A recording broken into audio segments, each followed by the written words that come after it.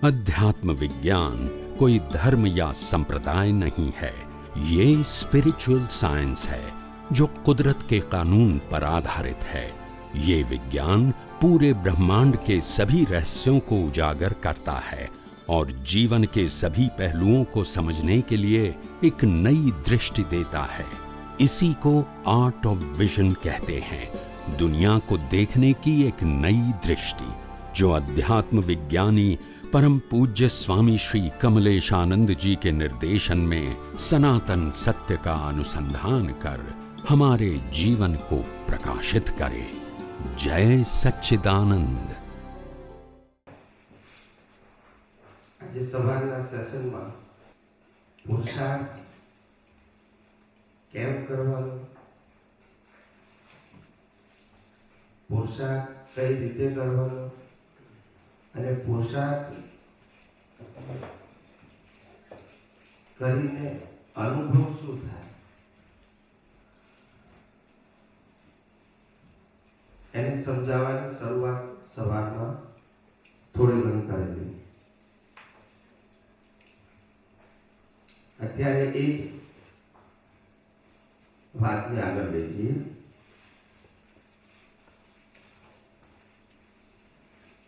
સવારે વિઝન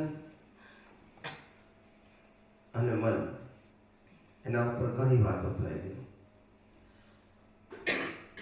દ્રષ્ટિ સેપરેશન માટે છે, સેપરેશનની અનુભૂતિ માટે છે આધ્યાત્મમાં, અને મન ક્યાં તો કોઈ મેળવવા માટે છે અથવા તો સમજવા માટે છે, પણ અનુભૂતિ નું જે એપ્લિકેશન કરવાનું છે અનુભૂતિ માટે એ દ્રષ્ટિથી થાય। મન વચન કાયાથી કરેલું એપ્લિકેશન એ નવું ક્રિએશન માટે છે, પણ દ્રષ્ટિનો ઉપયોગ છે એ સેપરેશન માટે છે। અને દ્રષ્ટિ એટલે જ્ઞાન અને દર્શન। આ જ્ઞાન દર્શન સમ્યક હોય અને એનો ઉપયોગ સમ્યક હોય તો પછી છૂટાપણાની અનુભૂતિ થાય। આવી રીતે અનાદિકાળથી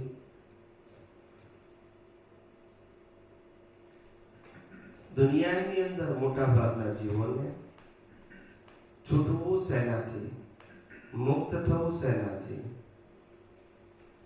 અનુભૂતિ શેની કરવાની, આ બધી વસ્તુઓની સ્પષ્ટતા પોતાની સમજણમાં હોતી નથી। ઘણા બધાનું મંતવ્ય એવો હોય મારે સંસારથી છૂટવું છે, ઘણા લોકોના મંતવ્ય એવા હોય મારે ભોગવટાથી છૂટવું છે, ઘણા લોકોના મંતવ્ય એવા હોય કે મારે સુખ દુઃખથી છૂટવું છે। એક વસ્તુ ધ્યાન રાખવાની, જે કામ કુદરત કરે છે એ કામ આપણા માટે પુરુષાર્થ સ્વરૂપે હોઈ શકે નહીં।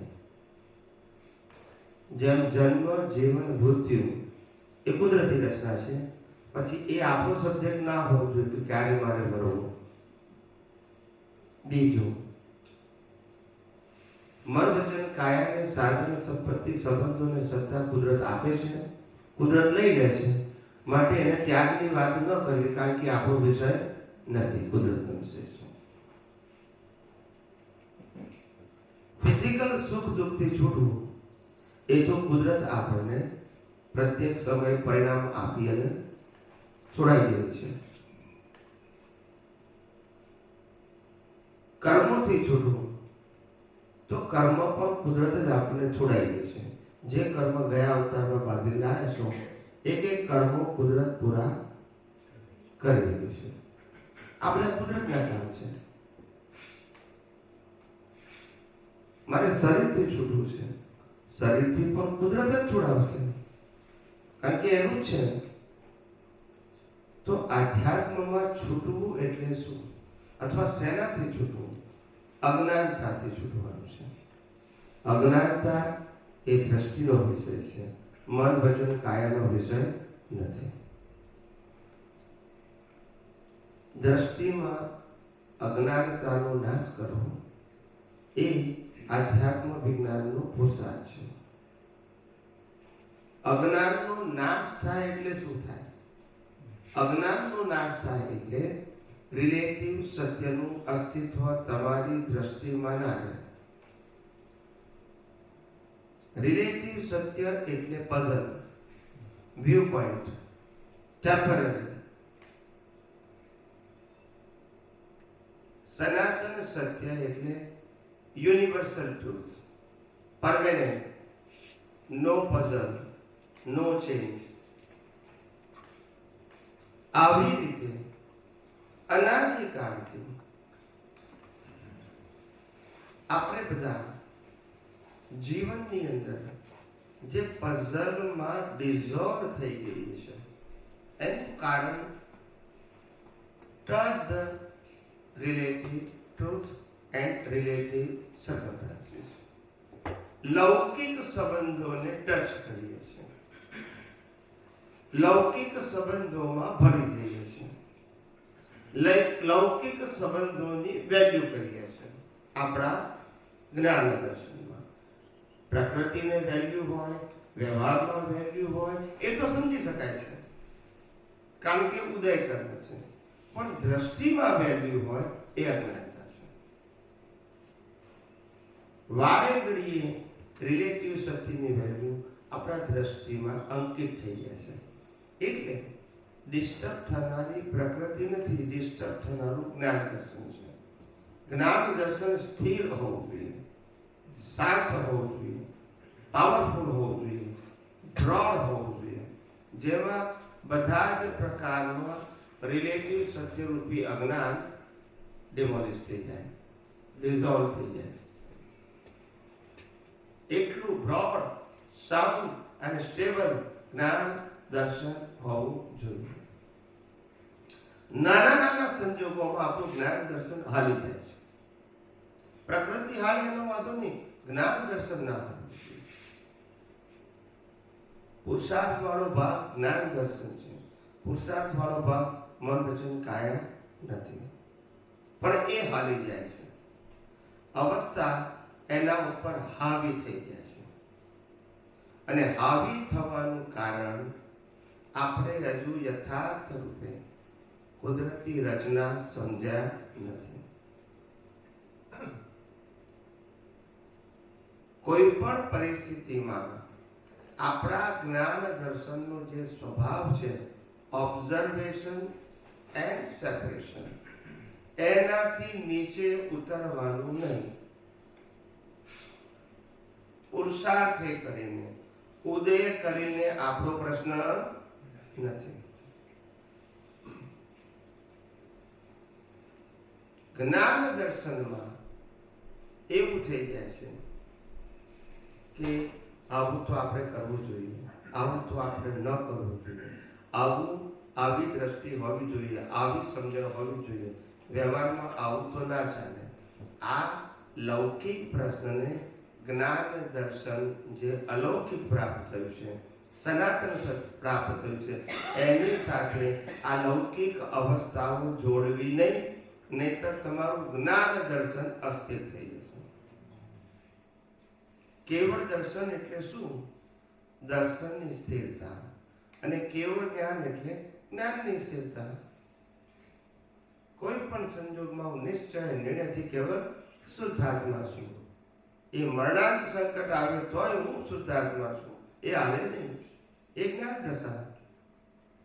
અને મન વચન કાયા તેની અવસ્થા અને 5 જ્ઞાનેન્દ્રિયોથી અનુભવાતી સમગ્ર સૃષ્ટિ એ કુદરતી રચના છે. ઇન એની સર્કમસ્ટાન્સીસ, એની સિચ્યુએશન, એ દર્શન. આ જ્ઞાન દર્શન આપણી દ્રષ્ટિમાં સ્થિર લેવું જોઈએ, અવસ્થા પ્રમાણે હાલી જવું ના જોઈએ. એ હાલી ગયું માટે આપણા ઉપર એ અવસ્થા અને અવસ્થાની બિલીફ હાવી થઈ ગઈ. એટલે ખાસ કરીને આ જ્ઞાન દર્શનને મજબૂત કરવા માટે વારંવાર નાની નાની અવસ્થાઓમાં પણ જ્ઞાન દર્શનનો ઉપયોગ કરો. અવસ્થા નાની હોય કે મોટી હોય, જ્ઞાન દર્શન નાનું મોટું હોતું નથી. પાણીનો ગ્લાસ પીતા હોય તો પણ તમે પાણી ગ્લાસ અને પીનારો કુદરતી રચના દેખાય, એ તમારા દર્શનની ગ્રેટનેસ છે. ના સમજાયું? સમજાયું? અને આ કુદરતી રચના દેખાયું તો પછી ખબર પડે તો હું કોણ છું? તો હું શુદ્ધ આત્મા છું. હું કુદરતી રચના નથી. જ્ઞાન દર્શન નાનું મોટું નથી હોતું, અવસ્થા નાની મોટી હોય છે.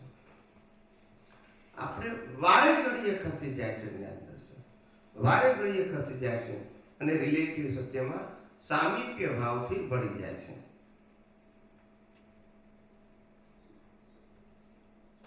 વિજ્ઞાન સ્પષ્ટ કહે છે કે તમારે મન, વચન, કાયા અને તેની અવસ્થા અને સંજોગોને ચલાવવા માટે જ્ઞાન દર્શનના એફર્ટની જરૂર નથી. જ્ઞાન દર્શન એના સ્વભાવમાં અને પ્રકૃતિ એના સ્વભાવથી અને કુદરતના કાનૂનથી ચાલશે. તમારા જ્ઞાન દર્શનને અસ્થિર કરવાથી અવસ્થામાં ફેરફાર થશે નહીં, પણ તમારું જ્ઞાન દર્શન ખરડાશે. જો તમે અવસ્થામાં ભળી જશો તો એની વેલ્યુ કરશો તો જ્ઞાન દર્શન કરીને.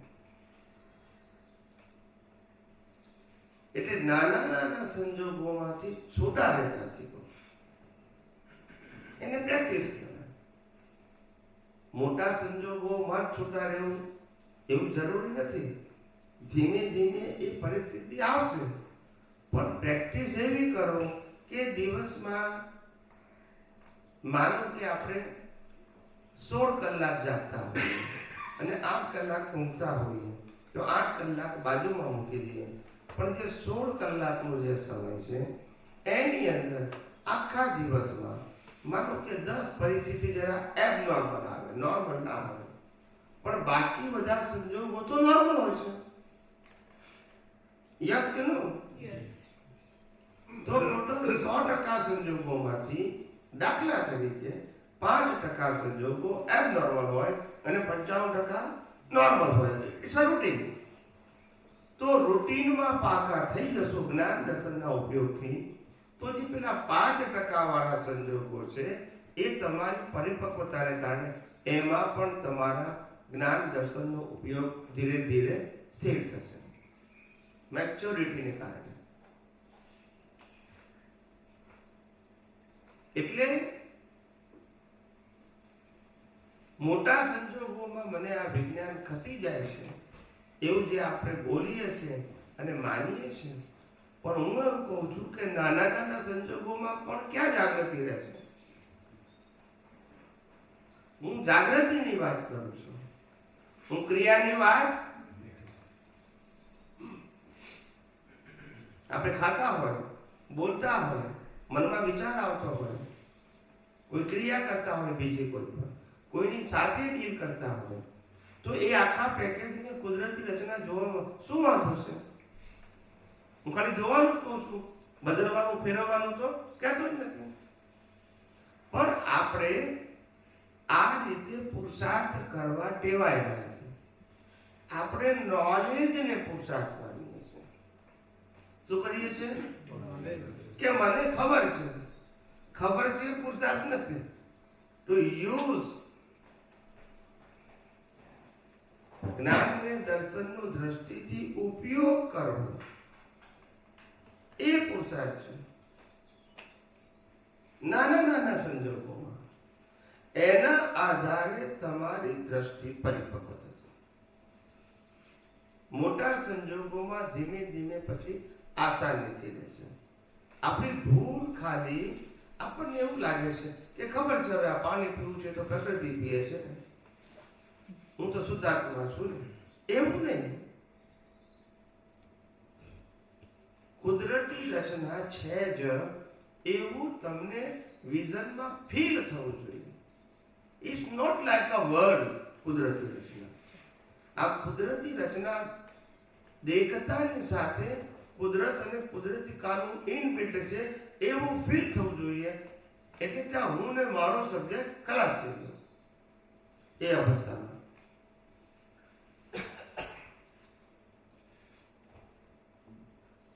એ અવસ્થાને કુદરતી રચના જોઈ અને કુદરતી રચનામાં કુદરત અને કુદરતી કાનૂન ઇનબિલ્ટ જોયો. એટલે હું અને મારો સબ્જેક્ટ એમાં શું થઈ ગયો? ખલાસ થઈ ગયો. આનું નામ સેપરેશન.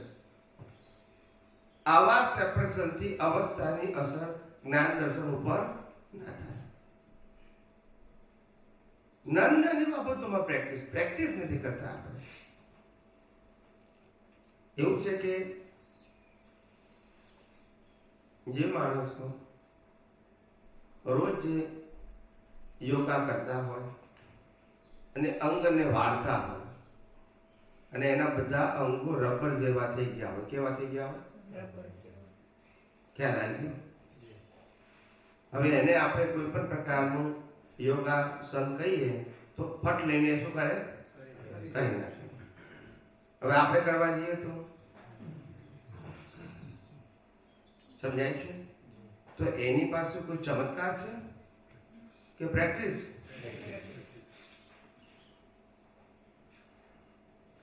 સમજાય છે? પ્રેક્ટિસ થી જ પરફેક્ટ થવાય. પ્રેક્ટિસ પ્રેક્ટિકલ સાથે હોવી જોઈએ. પ્રેક્ટિસ નોલેજ નથી. પ્રેક્ટિકલ એ જ્ઞાન દર્શન છે, એની પ્રેક્ટિસ પ્રેક્ટિકલ સંજોગોમાં ઉપયોગ કરીને કરવાની છે. સંજોગ નાનું મોટું છે એ ઇમ્પોર્ટન્ટ નથી. જ્ઞાન દર્શન તમારું પાવરફુલ છે એ ઇમ્પોર્ટન્ટ છે. જ્ઞાન દર્શન સનાતન છે એ ઇમ્પોર્ટન્ટ છે. અને ધેટ્સ યુ આર. સંજોગો તમે નથી. સંજોગોનો કોઈ ભાગ તમારો નથી.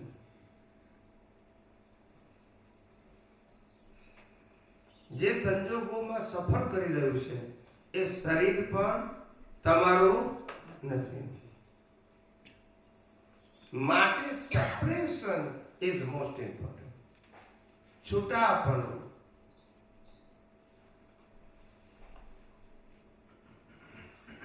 છૂટાપણું એ રિલેટિવ સત્યથી હું મુક્ત છું એ ફીલ કરવું. રિલેટિવ સર્કમસ્ટાન્સથી મુક્ત છું એ ફીલ કરવું એ વર્તમાનનું આપણું સેપરેશન છે. એ સેપરેશનનો એક્સપિરિયન્સ છે. અને એક્સપિરિયન્સમાં શું થાય? એ અવસ્થાની અસર જ્ઞાન દર્શન ઉપર ના થાય. બીજો કોઈ ચમત્કાર ના થાય. અને જ્યારે હાયર લેવલનું જ્ઞાન દર્શન થઈ જાય ત્યારે જન્મથી મોત સુધી એકે અવસ્થાનું અસર ના થાય. એ અલ્ટિમેટ જ્ઞાન દર્શન. સમજાયું કે નહીં?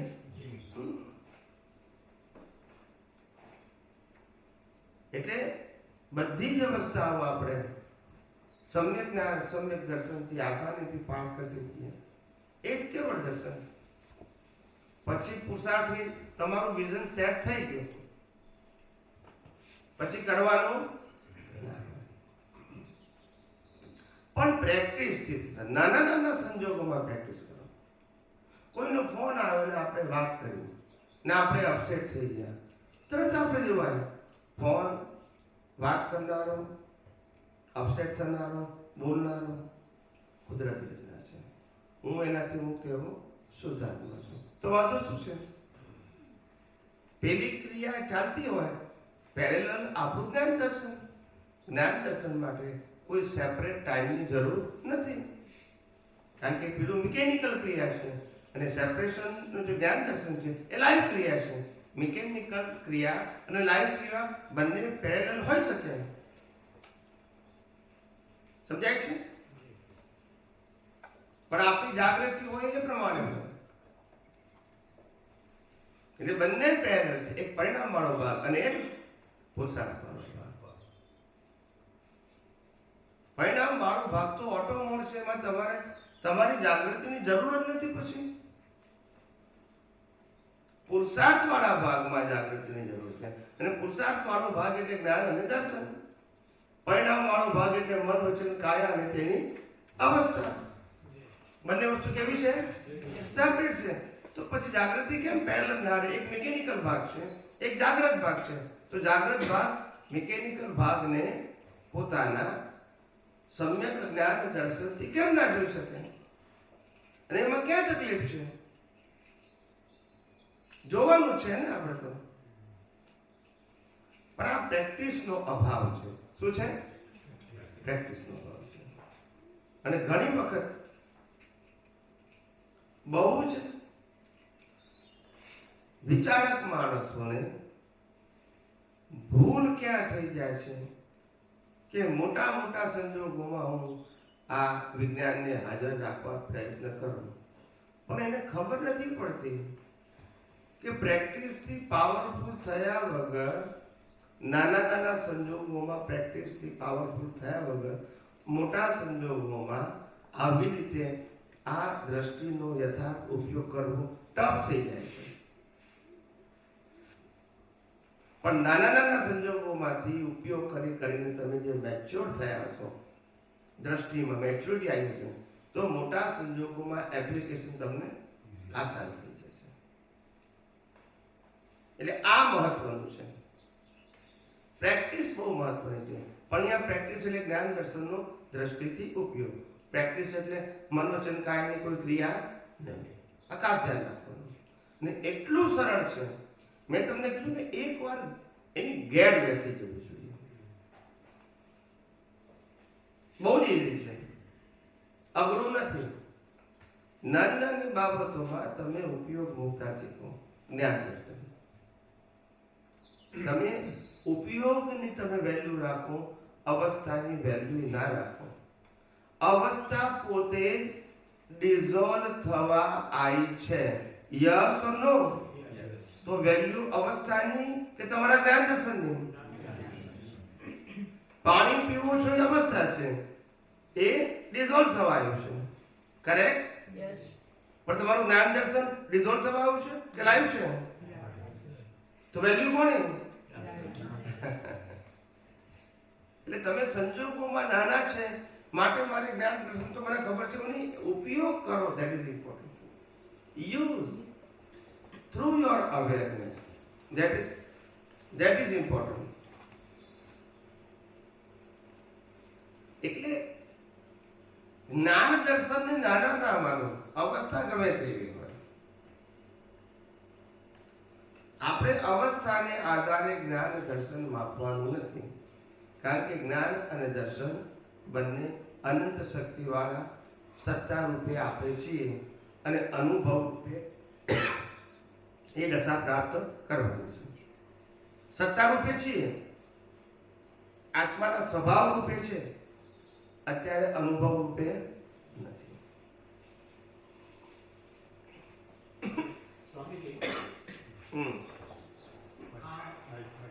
માઇક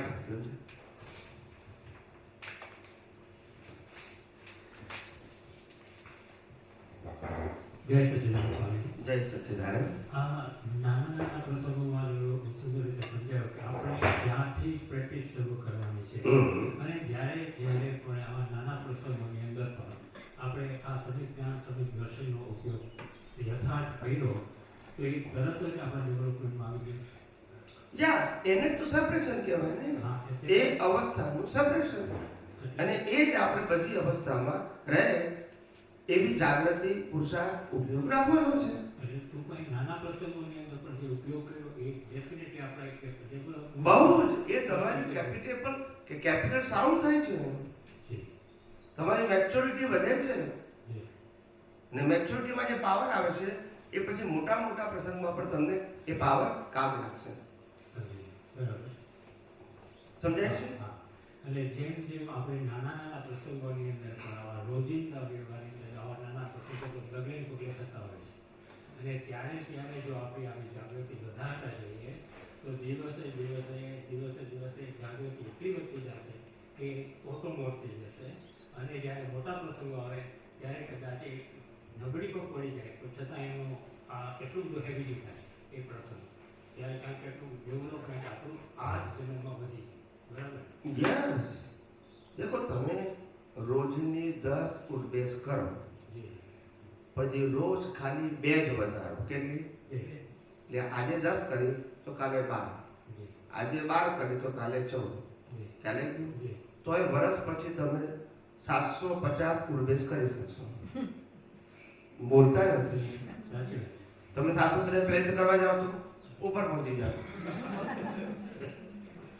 પણ પ્રેક્ટિસથી કઈ રીતે માણસ પરફેક્ટ થાય છે એનો મેં તમને એક્ઝામ્પલ આપ્યું. 2 રોજની 2 વધારવી ઇટ્સ નોટ ટફ. બરાબર. 10 થી 12 કરવી, આજે 12 પછી કાલ 14 કરવી, 14 પછી 16 કરવી એ અઘરું નથી. સમજાય છે? સામની 50 કરવી, સીધી 100 કરવી તો તકલીફ થાય.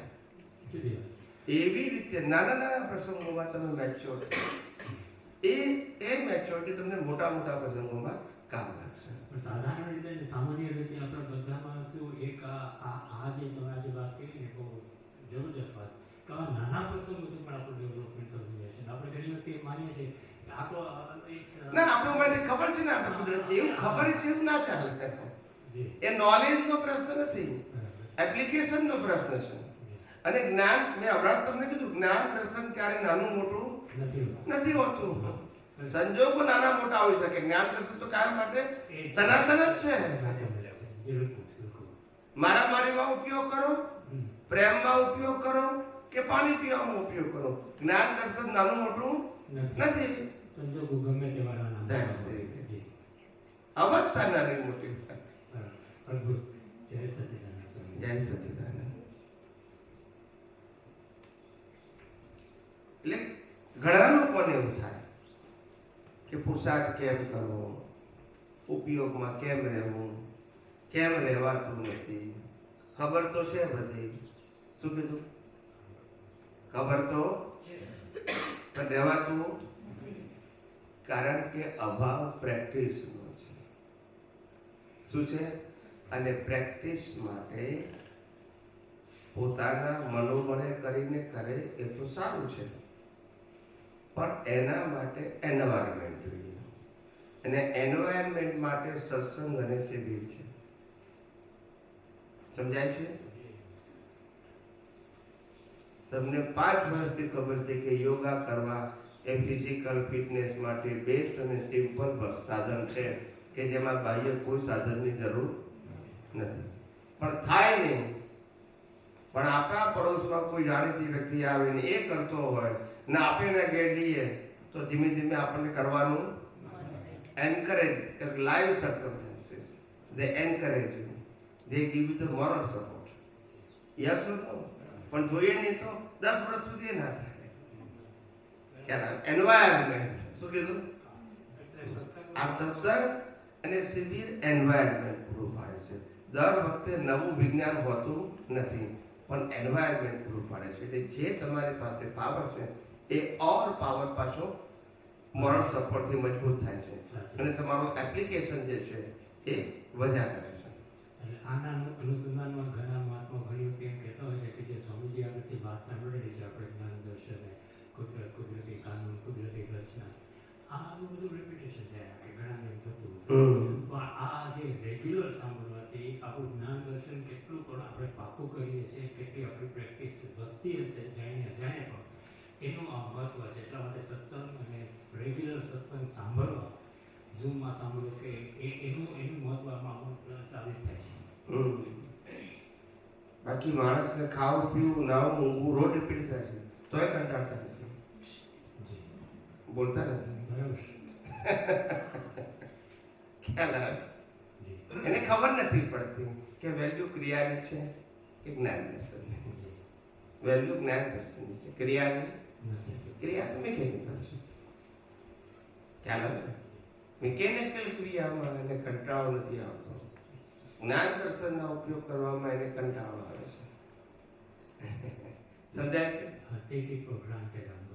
હા એટલે હું કહું છું જ્ઞાન દર્શન તમે લાઇટલી ના લેશો. It increase your power to apply your jnana and darshan through your vision. એમને પાવર નહીં બદલે, એપ્લિકેશન થી જ વધશે. અને અનુભવીઓ માટે બી આ જ રસ્તો છે, કોઈ ચમત્કારિક રસ્તો નથી, કોઈના માટે નથી. રામકૃષ્ણ મહાવીર માટે આ જ રસ્તો, દાદા ભગવાન માટે પણ આ જ રસ્તો, ને આપણા બધા માટે પણ આ જ રસ્તો, બીજો કશો ના. રસ્તો બતાવવા માટે ની રીત અને એક્ઝામ્પલ જુદા હોઈ શકે, પણ રસ્તો તો આ જ છે. જ્ઞાન દર્શનને મજબૂત કરવું. અત્યાર સુધી મિથ્યા જ્ઞાન મિથ્યા દર્શન મજબૂત કર્યું, એનાથી આ જન્મ મરણના ચક્કર ચાલુ રહે. હવે આ સમ્યક જ્ઞાનને સમ્યક દર્શન ઉપયોગ કરીને મજબૂત કરશો તો ધીરે ધીરે કર્મોની સંખ્યા શું થશે? ઘટતી જશે, અને તમારું જ્ઞાન દર્શનનું પાવર વધશે અને ડેવલપમેન્ટ વધશે. જેમ જેમ ડેવલપમેન્ટ વધશે તેમ તેમ તમે જ્ઞાન દર્શનનો ઉપયોગ આસાનીથી કરી શકશો. ધીમે ધીમે ભારે સંજોગોમાં પણ કરી શકશો, કારણ કે જ્ઞાન દર્શન સામે કશી જ વસ્તુ પાવરફુલ ના હોઈ શકે. કારણ કે સંજોગ ગમે એટલો પાવરફુલ હોય તોય ટેમ્પરરી. જ્ઞાન દર્શન તો પ્રત્યેક સમયે પરમેનન્ટ જ છે. યસ કે નો? એ જ્ઞાન દર્શન કાંઈ નબળું પડતું નથી, એની ક્વોલિટી સેમ છે. સંજોગો ભલે ગમે તે હોય, એપ્લિકેશન કરવાથી આ જ્ઞાન દર્શન આપણું પાવરફુલ થાય છે. પ્રેક્ટિસ દરેક બાબતમાં પ્રેક્ટિસ વગર કશું ના થાય.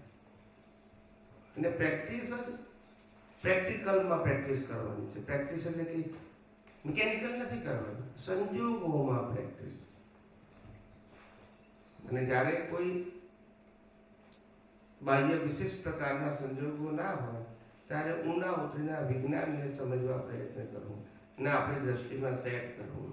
જે જે સંજોગોમાં આપણે ચૂકી જતા હોય આ વિજ્ઞાન ઉપયોગ કરવામાં, તે સંજોગને એક્સપેરિમેન્ટ તરીકે મૂકવું અને ચોગરદંશી જોઈ લો કે આમાં કોઈ ભાગ એવો છે કે જે કુદરતી રચના નથી. હવે એટલું સિદ્ધ થઈ જાય કે કુદરતી રચના જ છે, તો પછી બીજો પ્રશ્ન પૂછો, તો પછી દેખાતું કેમ નથી? there is some reason behind. અગર સમજાયું છે અને દેખાતું નથી તો તારામાં કાચાશ છે.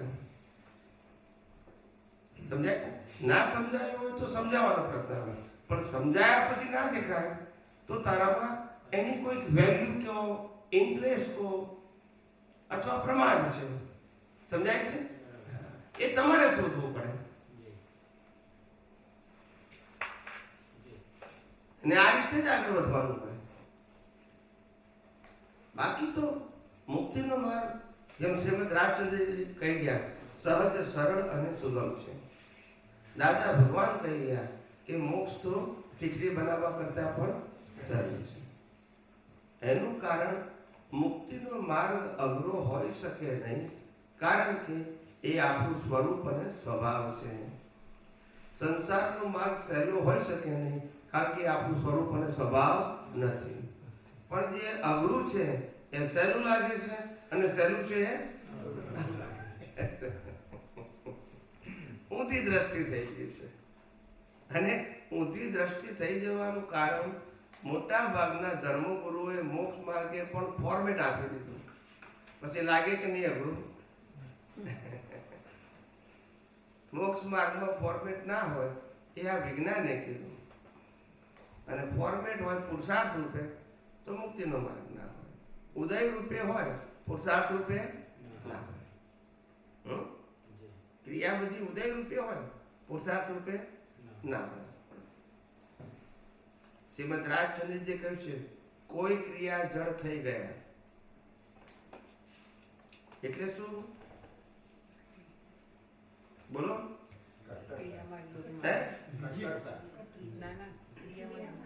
કોઈ ક્રિયા જળ થઈ ગયા,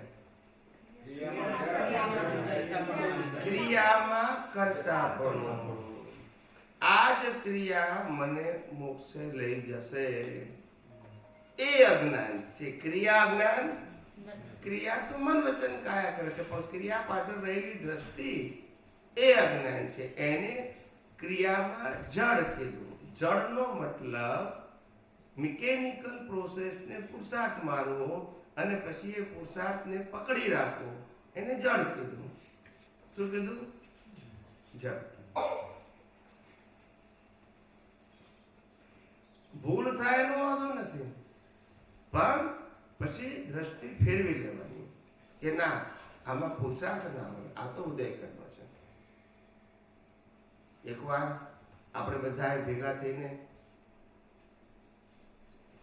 સિમંદર સ્વામીની આરતી ઉતારતા હોય, બધા ઉતારતા હોય ભાવથી, પછી આપણને ખબર પડે કે આ ક્રિયા છે કે ભાવ છે. પછી છૂટું પડવું જોઈએ કે આ ક્રિયા છે, તો કે એમાં ભાવ શું છે? કે જે પરમાત્માની આ પ્રકૃતિ આરતી ઉતારી છે, એ જ પરમાત્મા તારી અંદર બેઠેલા છે. યસ કે નો? બસ. એટલે હું નાનો ને તું મોટો કે પ્રશ્ન નથી. આ ક્રિયા તો ઉદય કર્મને આધીન છે, પણ દ્રષ્ટિ આવી હોવી જોઈએ. એટલે હું એમના થ્રુ આની જ આરતી ઉતારું છું, કારણ કે આ માનેલા ભગવાન છે અને આ હકીકતના ભગવાન છે. આ લાઈવ છે અને આ એસ્ટાબ્લિશ કરેલા છે. યસ કે નો? તો લાઈવની વેલ્યુ હોય કે એસ્ટાબ્લિશની?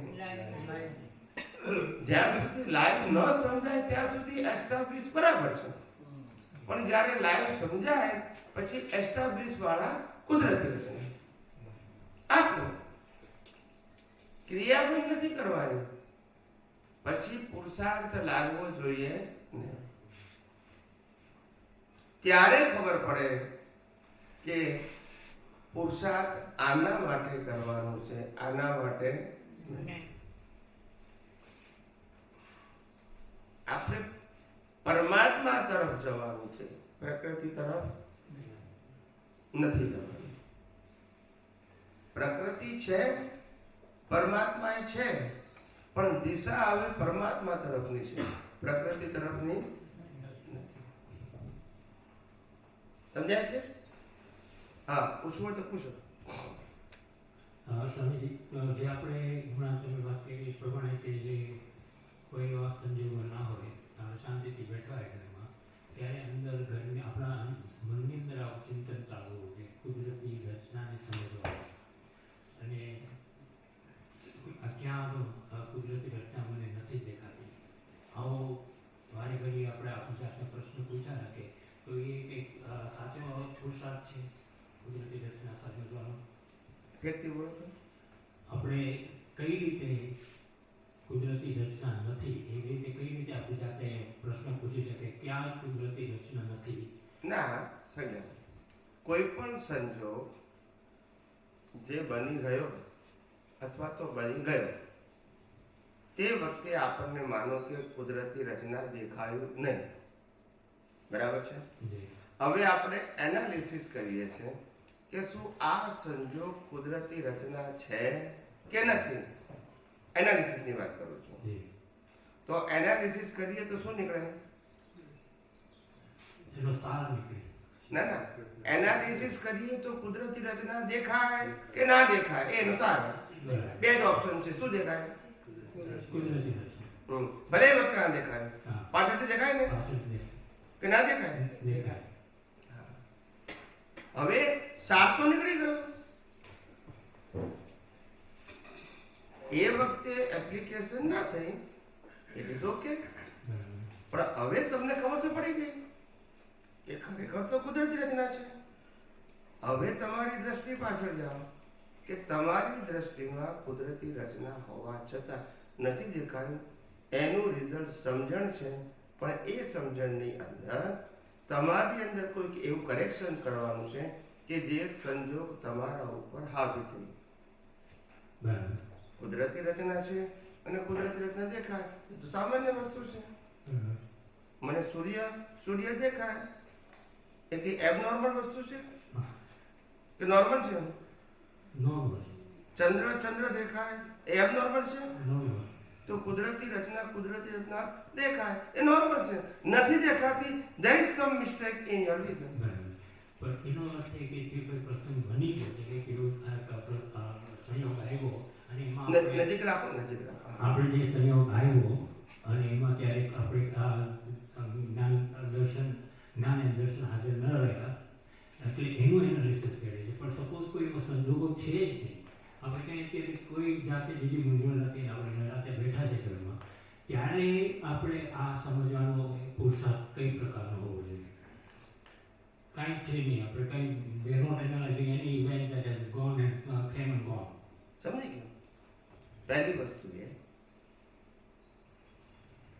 કોઈ પણ સમય એવો હોઈ શકે કે જે કર્મ ફળ રૂપે ના હોય.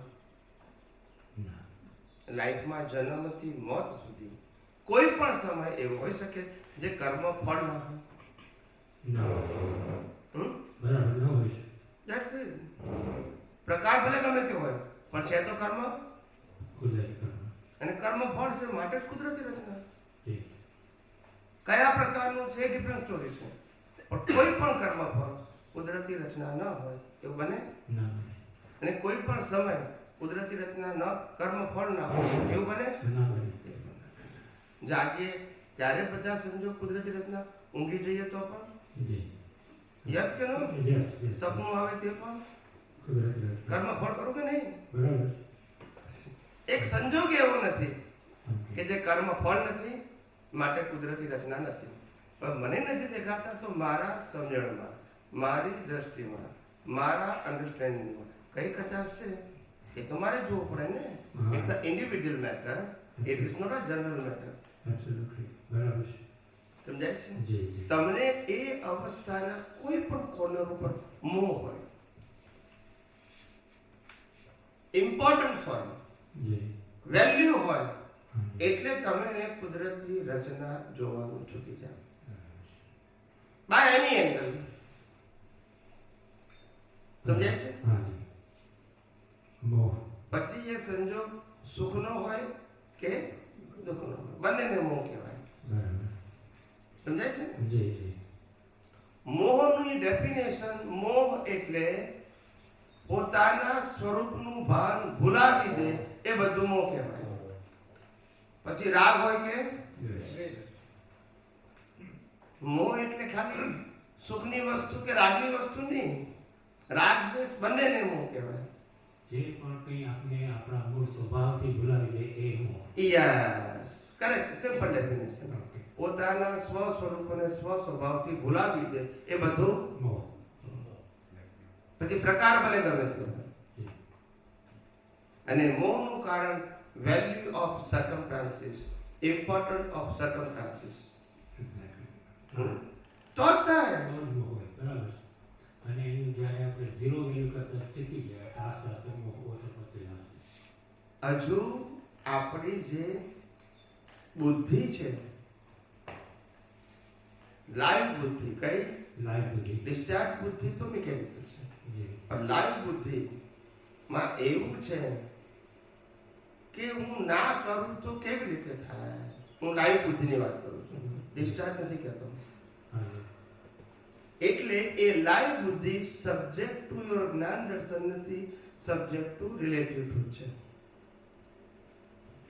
સમજાય મારી વાત? હા સમજાય. એટલે આ તમે સ્લીપ થઈ ગયા. શું થઈ ગયા? હા સ્લીપ થઈ જાય. સ્લીપ થઈ ગયા. બુદ્ધિ સબ્જેક્ટ ટુ યોર જ્ઞાન દર્શનને સપોર્ટ કરનારી હોવી જોઈએ. તમારું જ્ઞાન શું કહે છે? હું ચેતન, અવિનાશી અને અનંત શક્તિ વાળો એવો શુદ્ધાત્મા છું. અને તમારું દર્શન શું કહે છે? મારા સિવાય મન, વચન, કાયા એની અવસ્થા અને 5 જ્ઞાનેન્દ્રિયોથી અનુભવાતી સમગ્ર સૃષ્ટિ કુદરતી રચના છે. આ તમને સમજાઈ ગયું છે. હવે બુદ્ધિ સપોર્ટ શાને કરે? જ્ઞાન દર્શન. આને જ કરે કે અવસ્થાને કરે? જ્ઞાન દર્શન. જી. પણ જો અવસ્થાને કરે છે એ પણ તમને સ્લીપ કરાવી દે. ત્યારે તરત જ એક જાગૃતિ આવી જવી જોઈએ. બસ ભૂલાઈ ગયું. ચુકાઈ ગયા. Yeah. કાચા પડી ગયા ત્યાં. સમજાય? જી જી બિલકુલ. ભૂલ બહુ સૂક્ષ્મ છે. પણ આ મેં કીધું ને કે ધીસ ઇઝ ઇન્ટરનલ સાયન્સ. આઉટરનલ નથી. નોન ફિઝિકલ થિંગ્સ છે. હા. એટલે તો આપણે કીધું spiritual science is art of vision. Vision. એટલે એમાં બહારની વસ્તુ ના આવે. અને આખું જગત ગૂંચાયું છે શેમાં? બહારની વસ્તુ. સમજાય છે? હવે બહારની વસ્તુમાં ગૂંચાયું છે એ ક્યારે એવું બને કે કેટલું અજ્ઞાન હોય ત્યારે. બહારની બધી અવસ્થાઓ કુદરતી રચના છે કે પુરુષાર્થ છે? કુદરતી. કોઈ નહીં પણ. બરાબર, કુદરતી. હવે આપણને નથી દેખાતી એ જ્ઞાન છે કે અજ્ઞાન છે? અજ્ઞાન. તો આપણે કરેક્શન કરવાનું છે કે અવસ્થામાં કરેક્શન કરવાનું છે? અજ્ઞાનનું correction કરવાનું. કરેક્શન દ્રષ્ટિમાં કરવાનું છે. અને કરવા જઈએ છે બહાર. થાય ના. puzzle. પછી લેબર થઈ જાય છે. શું થઈ જાય છે?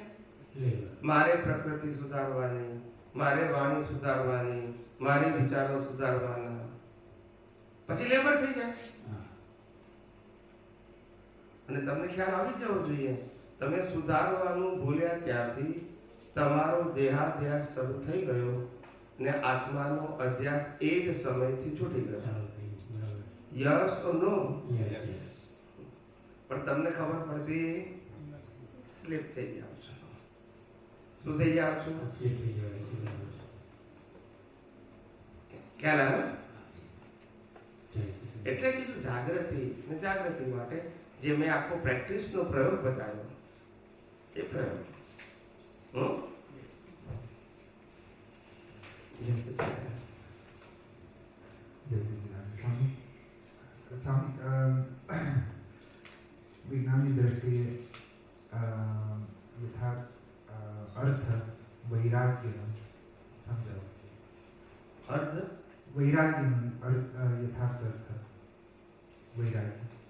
વૈરાગ્યનો અર્થ. અર્થ ઓકે, સોરી. વૈરાગ્ય અને ત્યાગ આ બંને વસ્તુ ફંડામેન્ટલ જુદી છે. There is no connection with ત્યાગ and વૈરાગ્ય. વૈરાગ્ય એ દ્રષ્ટિનો સબ્જેક્ટ છે, ત્યાગ એ ફિઝિકલ સબ્જેક્ટ છે. ત્યાગ અહંકાર સાથે હોય, વૈરાગ્ય અહંકાર ખલાસ થવાથી ઉત્પન્ન થાય. બંનેનું એક્ઝિસ્ટન્સ, બંનેનું ડેઝિગ્નેશન, બંનેની ક્વોલિટી ટોટલ કેવી છે? માટે આપણે ગુજરાતીમાં કહેવત છે ત્યાગે સો આગે. આ સાંભળ્યું છે કે નહીં? આજે જે ત્યાગ કરો છો એ આગળ આવશે. ત્યાગ ઇઝ વિથ અહંકાર. મેં ત્યાગ કર્યો.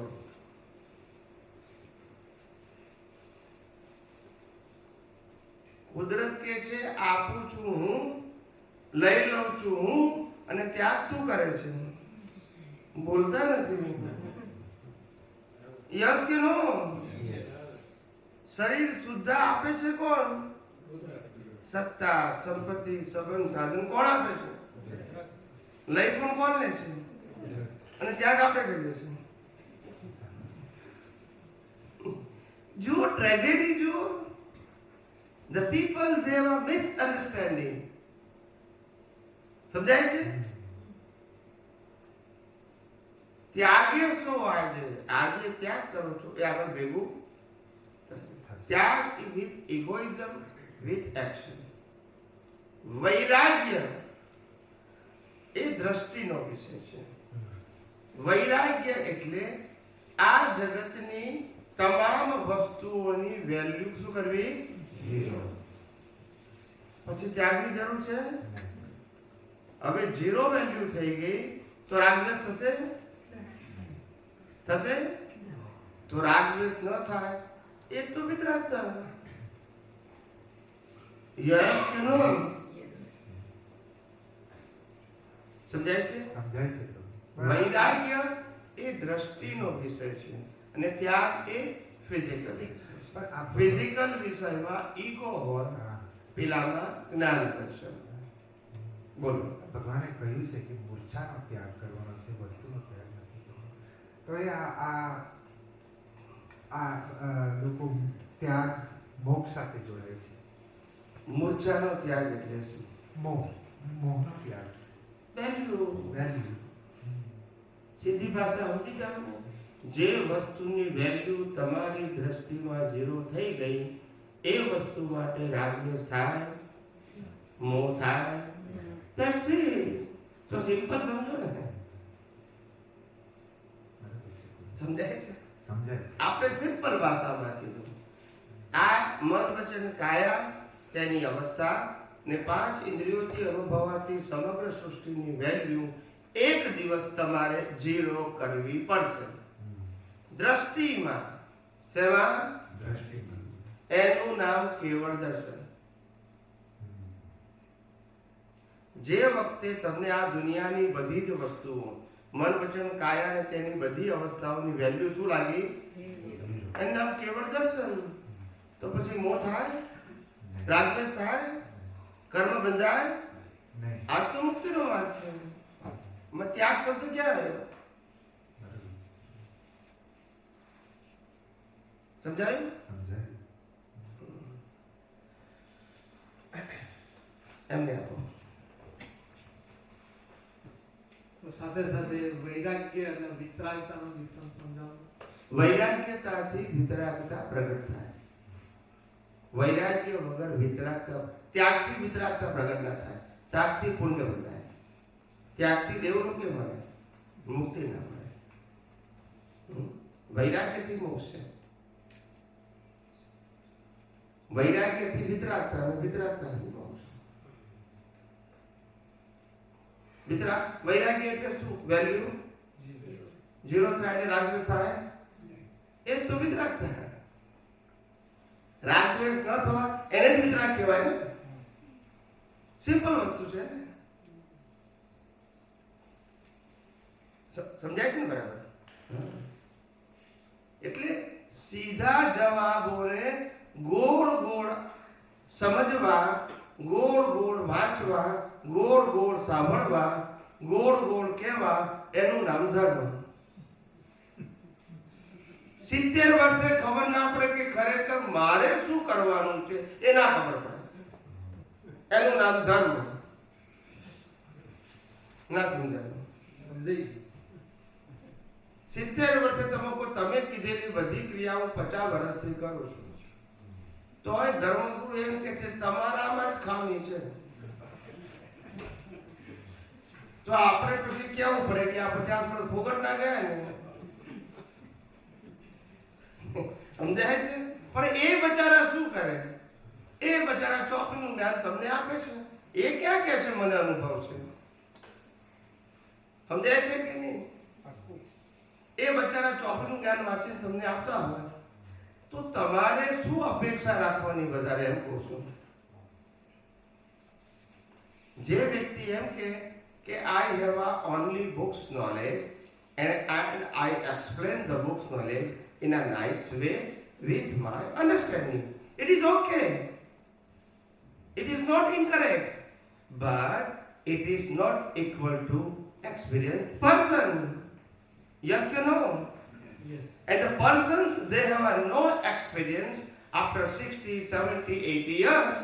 અને તમે એની પાસેથી સાંભળો તો તમારે સમજવાનું આટલા વર્ષોથી પ્રવચન કરનારો 80 વર્ષ પછી પણ એક્સપિરિયન્સ થયો નથી એવું પ્રૂવ કરે છે, તો તમને ક્યારે થશે સાંભળનારને? બોલતા નથી. આ કોમન સેન્સ નો પ્રશ્ન છે. રામકૃષ્ણ મહાવીર આદર્શ તરીકે એટલે પૂજાય છે, એ લોકો ચોપડીમાંથી નતા બોલતા નથી. Why they tell him the great persons? Because of whatever they speak by his own experience and as a responsible person. ચોપડી વાળો શું કહેશે? હું શું જાણું? ચોપડીમાં લખ્યું છે. બોલતા નથી. એની શું જવાબદારી? અનુભવી પુરુષ રિસ્પોન્સિબલ હોય જે બોલે. સમજાય છે? કારણ કે પોતાનો અનુભવ કહે છે. નાવ એને આન્સર આપવો પડશે કે તમે બોલ્યા છો એનો મિનિંગ શું એ કહેવું પડે એને. પેલો ના કે પેલોને એમ ક્યાં આવે? ચોપડીમાં લખ્યું છે, એમ ક્યાં આવે?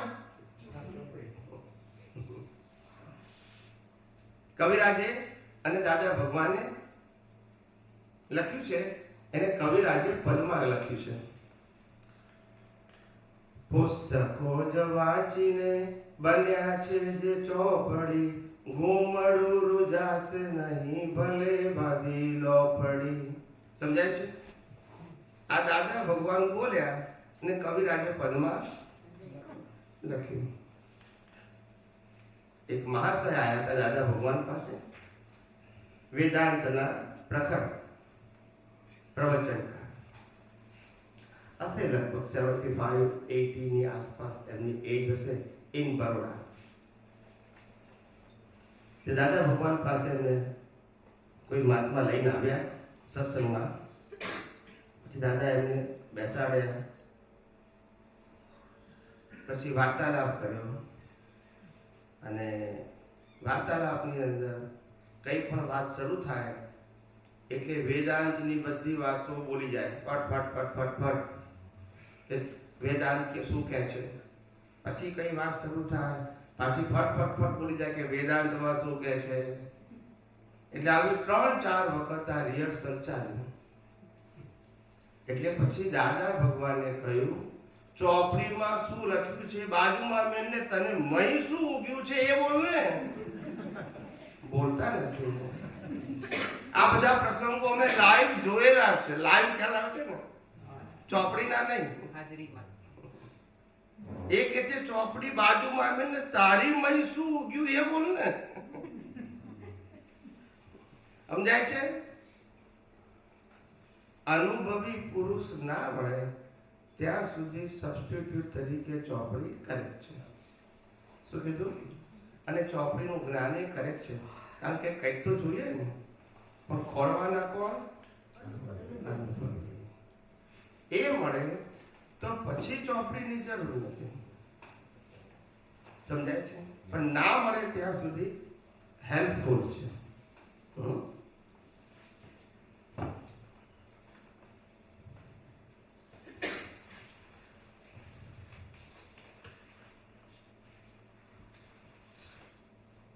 ખોળવા એના આધારે પેલું પુણ્ય જોઈએ. અનુભવી પુરુષને ખોળવા મળવા તો એ પુણ્યની જરૂરી છે ને, જબરજસ્ત પુણ્ય જોઈએ પેલા. પુણ્ય હોય એ તો એક પોઈન્ટ છે, પણ મૂળ પોઈન્ટ છે દ્રષ્ટિ ડેવલપમેન્ટ. મેં ગઈકાલે સ્ટેટિસ્ટિકલ ફિગર દાદા ભગવાનની આપી હતી. એમાં એ રાઈટ ઓર રોંગ તે વખતે મેં ક્લેરિફિકેશન કર્યું હતું. 60,000 પીપલ દાદા ભગવાન પાસેથી પ્રત્યક્ષ જ્ઞાન લઈ ગયા. એ પુણ્યશાળી ખરા કે નહીં? પણ ડેવલપ સમજી શક્યા? પુણ્ય એ પહેલું સ્ટેપ છે, પણ ડેવલપમેન્ટ હોવું જોઈએ તો એમની વાતને સમજી શકાય. વેલ્યુ ઇન્ટરેસ્ટિંગ, અધરવાઇઝ ના સમજાય. વાણી ના પકડે, સમજાય જ નહીં. સમજાય. વાત ના સમજાય. સારી છે એવું બોલે, સમજાય નહીં. એવા ઘણાને થયા છે. મેજોરિટી હોય, ઘણા નથી. માઇનોરિટી ડેવલપ્ડ હોય, મેજોરિટી તો ગાડલીઓ પ્રવાહ હોય. All places. થિંકર પીપલોનો સમૂહ પ્રત્યેક જગ્યાએ બહુ ઓછો હોય. બરાબર છે. અને થિંકર પીપલ એને કહેવાય નિરંતર સંશોધન કરતો હોય, અપગ્રેડેશન કરતો હોય, તો એને થિંકર પીપલ કહેવાય. સ્થિર થઈ ગયો, સ્ટેબલ થઈ ગયો, એને થિંકર ના કહેવાય. વિધાઉટ રિયલાઇઝેશન સ્ટેબલ થઈ ગયો એટલે સમજી લો કે થિંકર નથી. એના ડેસ્ટિનેશને પહોંચી ગયો હોય અને પછી સ્થિર થઈ ગયો, ધેન ઇટ ઇઝ ઓકે. સમજાય છે? સમજાય છે. 5મા ધોરણમાં પાસ થાય પછી 6ઠ્ઠામાંથી મહેનત કરવાની, 6ઠ્ઠામાં પાસ થાય પાછું 7મામાં મહેનત કરવાની, કારણ કે એનું ડેસ્ટિનેશન એ સ્ટેપ છે. શું છે? પણ 7મા પાસ થયા પછી એમ થાય કે હવે કોઈ મહેનત કરવી નથી, તો શું થાય? સમજાય? નિરંતર ખોયા કરતો હોય up to reach is destination. જ્યાં સુધી પોતે જે પ્રાપ્ત કરવું છે એનું જ્ઞાન એને સમજાય એવી ભાષામાં પ્રાપ્ત ન થાય ત્યાં સુધી બેસી ના રહે. જે છે એનાથી કામ ચલાવે પણ આગળની શોધખોળ ચાલુ રાખે. સમજાય છે? સમજાય છે. હમણાં બરોડાની અંદર શશિકાંત હાઈ બરોડાની અંદર એક છોકરો હતો 45-46 વર્ષનો, 49 years. ઓકે. બરોડામાં પહેલી વખત મળ્યો ને ફર્સ્ટ રૂમમાં બેઠેલો. મુસલમાન, જાતે કોણ? પણ મેચ્યોર થયો ત્યારથી હિન્દુ ધર્મને ફોલો કરે છે. સમજણો થયો ત્યારથી 10-12 વર્ષથી મસ્જિદમાં જતો નથી અને એ લોકોની રિચ્યુઅલ્સને ફોલો નથી કરતો. પણ મંદિરોમાં જાય, ધર્મગુરુઓ પાસે જાય, યોગા, મેડિટેશન, પછી આ પુસ્તકો વેદાંત વાંચે, ગીતા વાંચે, આવું બધું વાંચે, ધર્મગુરુઓની સભાઓમાં જાય. બહુ ઠેકાણે કર્યો, બહુ સિન્સિયર હતો. પણ શોધક તરીકે હતો. કેવો હતો? રિસર્ચર. સ્થિર નતો થયો. જ્યાં જાય ત્યાં કંઈ પણ બુદ્ધિઝમમાં બી કરેલો, જ્યાં જાય ત્યાં કંઈ પ્રાપ્ત કરે. પછી ખ્યાલ આવે કે this is okay but this is not ultimate. પાછો આગળ ખોલે, પાછો ત્યાં જાય, પાછો ત્યાંનો એક્સપિરિયન્સ કરે, પાછો ખ્યાલ આવે કે આ સારું તો છે પણ અલ્ટિમેટ નથી. પાછો ખોલે. તે આ એનો અનુભવ કહું છું. તે એક દિવસ એના ઘરની અંદર એ આવા સત્સંગો યુટ્યુબમાં સાંભળ્યા કરે. એમાં એક દિવસ જે સત્સંગ સાંભળતો હતો એ પૂરો થયો ને આપણો સત્સંગ શરૂ થયો યુટ્યુબમાં. લિંક હોય ને, એટલે પહેલા તેને એમ થયું કે હું બંધ કરી દઉં. શું થયું? કારણ કે એનો સબ્જેક્ટ નતો, સાંભળવાનો સબ્જેક્ટ નતો, ને બંધ કરી દઉં. પણ 2-3 વાક્યો ભૂલથી સંભળાઈ ગયા. પછી એને લાગ્યું કે આપણે આગળ સાંભળીએ કે ખરેખર શું કહે છે. તે આખો સત્સંગ એને સાંભળ્યો 2 કલાકનો. પછી એના શબ્દોમાં કહ્યું, એ કહે છે હું કપડાં કાઢીને નાચ્યો in my life first time. આપણા રેકોર્ડિંગમાં છે, બરોડાનો સત્સંગ તમે સાંભળજો એના શબ્દોમાં. સમજાય છે? એના શબ્દોમાં. એ તમને વિડીયોમાં જોવા મળશે. એવું અમદાવાદની અંદર એક ભાઈ પ્રોફેસર છે રાજકોટના, નું નામ ભૂલી ગયો. શું નામ છે? શશિકાંતભાઈ, રાજકોટ વાળા. યંગ છે, અરાઉન્ડ લેસ ધેન 50 હશે. રાજકુમાર. તે એ રાજકુમારે કીધું કે હું 28 પ્રકારના અલગ અલગ ધર્મગુરુઓ પાસે જઈ આવ્યો, ત્યાં આગળ રહી આવ્યો અને ત્યાંની બધી પ્રોસિજર મેં પૂરી કરી, but I am not satisfied. એ બુદ્ધિઝમમાં પણ ગયેલો, રજનીશજીમાં પણ ગયેલો, ઝેન થિયરીમાં ગયેલો, ખ્યાલ આવે. અને આપણા હિન્દુસ્તાનના ધર્મો તો ખરા જ બધા. બહુ ફર્યો, પણ કે છે મને સંતોષ નતો થતો. શું કીધું? જે કંઈ સાંભળ્યું એ મને ગમે ખરું, કે it is good, not bad, પણ એમ લાગતું this is not a ultimate. એક દિવસ મારા મિત્રએ આપનો એક વિડીયો મોકલાયો. મને કીધું કે તું એકવાર સાંભળતો ખરો. તે વખતે પણ મેં ફોનમાં કે છે આર્ગ્યુમેન્ટ કર્યો કે ભાઈ આટલે બધે ઠેકાણે ફરી આવે, એમાં આ ક્યાં નવું તું મને આપે છે. તો એની અંદર રિક્વેસ્ટ કરી કે ભલે ઈચ્છો કે તું એક વખત સાંભળ, ના ગમે તો કઈ નહીં. તો એને સાંભળ્યો એટલે એટલું બધું એને ગમ્યું કે એને એ લિંક ઉપરથી એ દિવસે સતત એને 6 સત્સંગો સાંભળ્યા આખી રાત. 6. સમજાય છે? અને પછી એને વાયા મારો નંબર મેળવ્યો. પછી મને કીધું કે મારે સ્વામીજી તમને મળવા આવશે. તો મેં કીધું કે હમણાં નહીં આવીશ, હું બહાર છું, પણ પર્યુષણના 8 દિવસ હું અમદાવાદમાં છું, એ વખતે તારું સેટિંગ કરજે, ગમે તે દિવસ થાય તો 4 દિવસ માટે એના પ્રોફેશનમાંથી રજા લઈને આવ્યો હતો. એનો સત્સંગ રેકોર્ડેડ છે પર્યુષણમાં. ખ્યાલ આવે? એક્સ્ટ્રીમ એક્સપિરિયન્સ એમના શબ્દોમાં. સમજાય છે? આ વિજ્ઞાન એવું છે. ઇટ ઇઝ નોટ રિક્વાયર્ડ કે દે મીટ મી ફિઝિકલી. મને પ્રત્યક્ષ મળે, મારી કોઈ ટર્મ્સ એન્ડ કન્ડિશન, મને ફોલો થવાનું, મને સરેન્ડર થવાનું, આ બધા સબ્જેક્ટ સ્પિરિચ્યુઅલ સાયન્સમાં નથી. ઘરે વાંચીને કહે છે આઈ રિયલાઇઝ વિધાઉટ મેટ મી દે મીટ મી ફર્સ્ટ ટાઈમ એના સત્સંગ, અને પહેલી વખત એક્સપિરિયન્સ બોલે છે. That is the power of spiritual science. કારણ કે અહીં જરાક બોજો નથી લાગતો અને હળવાશ લાગે છે, છૂટ લાગે કેમ છે. સમજાય છે? આવા એક નથી, હજારો અનુભવ છે, હજારો વ્યક્તિઓના પહેલી વખત એક્સપિરિયન્સ કહે છે. અને જે ફોલો કરતા હોય ફોર્મેટને, એ કે 25 વર્ષ થયા હજુ અનુભવ થતો નથી. આ એક્ઝામ્પલ દુનિયામાં છે હા. એવરીવેર. સમજાય છે? કરી પણ કરીને છતાંય જેની પુણ્ય હશે હા. અને જેનું ડેવલપમેન્ટ હશે એને આ વિજ્ઞાન ભેગું થશે પુણ્યથી અને સમજાશે ડેવલપમેન્ટ. That's it. આ બધું સમજી કે આ વિજ્ઞાન સમજ્યા વગર બીજો કોઈ નિવેડો જ નથી.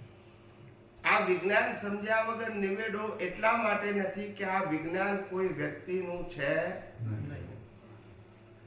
અને કોઈ વ્યક્તિનું જ્ઞાન હોય તો સમજી લેવાનું પરમેનન્ટ હોય.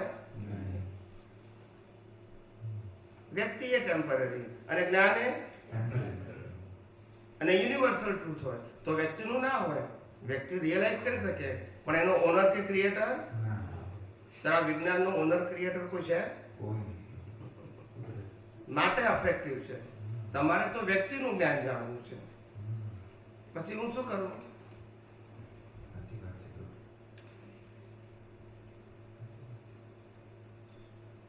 સમજ में आया कि नहीं?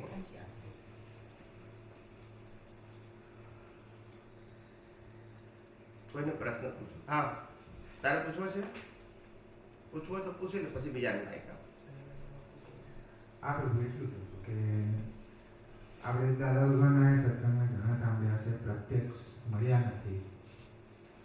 અને નિરૂમાના ઘણા સાંભળ્યા છે, એમને પ્રત્યક્ષ નથી મળ્યા. અચ્છા, નિર્બંધ નથી મળ્યા? ના, ઓકે ઓકે ના, મને એમ કે મળે. ઓકે, ના, પ્રત્યક્ષ નથી મળ્યા. પણ દાદાની ઘણી વાણીઓ આમ સાંભળી છે, ઓડિયો વિડીયો, અને ઘણા જૂના મહાત્માઓ હોય તેમને પ્રત્યક્ષ જે મળ્યા છે તેમના એક્સપિરિયન્સે સાંભળ્યા છે કે દાદાએ એમની વાણીમાં કડકાઈ હોય છે અને નિરૂમા સાથે વ્યવહાર કડક હતા. પણ એટલું ખબર છે કે એક એમનું અત્યંત કરુણાથી ભરેલા હતા, અત્યંત કરુણા હતી. અને એ થકી જે દાદાની કડકાઈ હતી તેનાથી ઓછી નિરૂમાની હતી, તેનાથી ઓછી તમારી છે. પણ આ કડકાઈ કેમ હોય છે?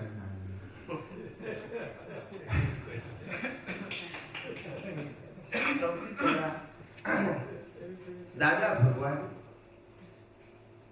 પટેલ તો ખરા પણ ચરોતર એટલે ગુજરાતમાં કોઈને પૂછી દો ચરોતરના પટેલની ભાષા કેવી હોય. આમ કોમન પૂછું છું, કોઈને પણ પૂછો છો, બહુ જ કડા અને એના શું કહેવાય કે એના બ્લડમાં હોય. લેંગ્વેજ એના બ્લડમાં હોય. એવું નહીં કે એને બોલવી છે કે નથી બોલવી. જેમ સુરતીઓ ને ગાળ એના બ્લડમાં હોય એટલે એને ગાળ ના કહેવાય, ઇટ્સ પાર્ટ ઓફ લેંગ્વેજ કહેવાય. એવું કડકાઈ એ એમના બ્લડમાં હોય. હું કડકાઈ કરું છું એમને ના લાગે, ઇટ્સ નોર્મલ ટર્મ. ખ્યાલ આવે? મેં હું આ ઘન ચક્કર એવું કે માના પેટમાં હકો નથી મળ્યો, આવું અમે હજારો વખત ના સમજાય. સમજાય છે? આવા તો મુઆ શબ્દ તો લાખો વખત સાંભળ્યો. મુઆ ચાલો, આ દાદા ભગવાનનું રિલેટિવ સ્ટેટસ, નીરુબેનનું સ્ટેટસ, એ ચરોતરના અમીન. હા, ચાલો તને ખ્યાલ આવ્યો? હા અમીન એટલે રીચ ફેમિલી. હા. ચરોતરમાં અમીન કાસ્ટ એટલે રીચ. કડક તો ખરા પણ રીચ કહેવાય. અમીનનું ચલણ કહેવાય. ચાલો એટલે એ કડક રડતી જ હોય એ લોકો, પ્રકૃતિ જેવી હોય. અને હું વાણીઓ, હા એટલે મારી ભાષામાં મુઆ શબ્દ ના આવે, મેર મુઆ ના આવે, ઘન ચક્કર ના આવે, માની પેટમાં હકુનારા એ શબ્દો આવે જ નહીં, નીકળે જ નહીં. વાણિયાને આવા શબ્દ જ ના હોય, ના સમજાય. અમારા બ્લડમાં જ ના હોય. એટલે અમારે બોલવા કે ના બોલવા એવું ના હોય, હોય જ નહીં. તો અમારી કડકાઈ કેટલી હોય કે તમે પિન પોઈન્ટ સમજો. શું હોય?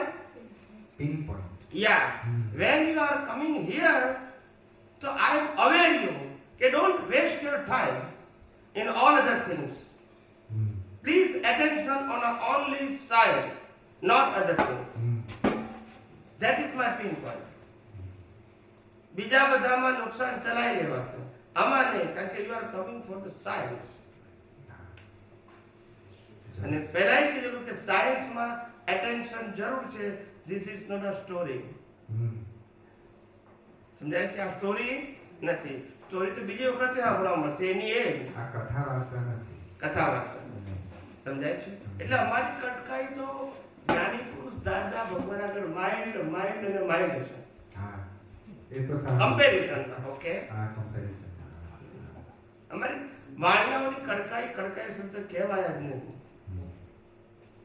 તમને એમ થાય કે આ જીવ અહીંયા આવ્યો છે સમય લઈને, તો કંઈક લઈને જાય. That is our purpose. આ તમારો ભાવ છે.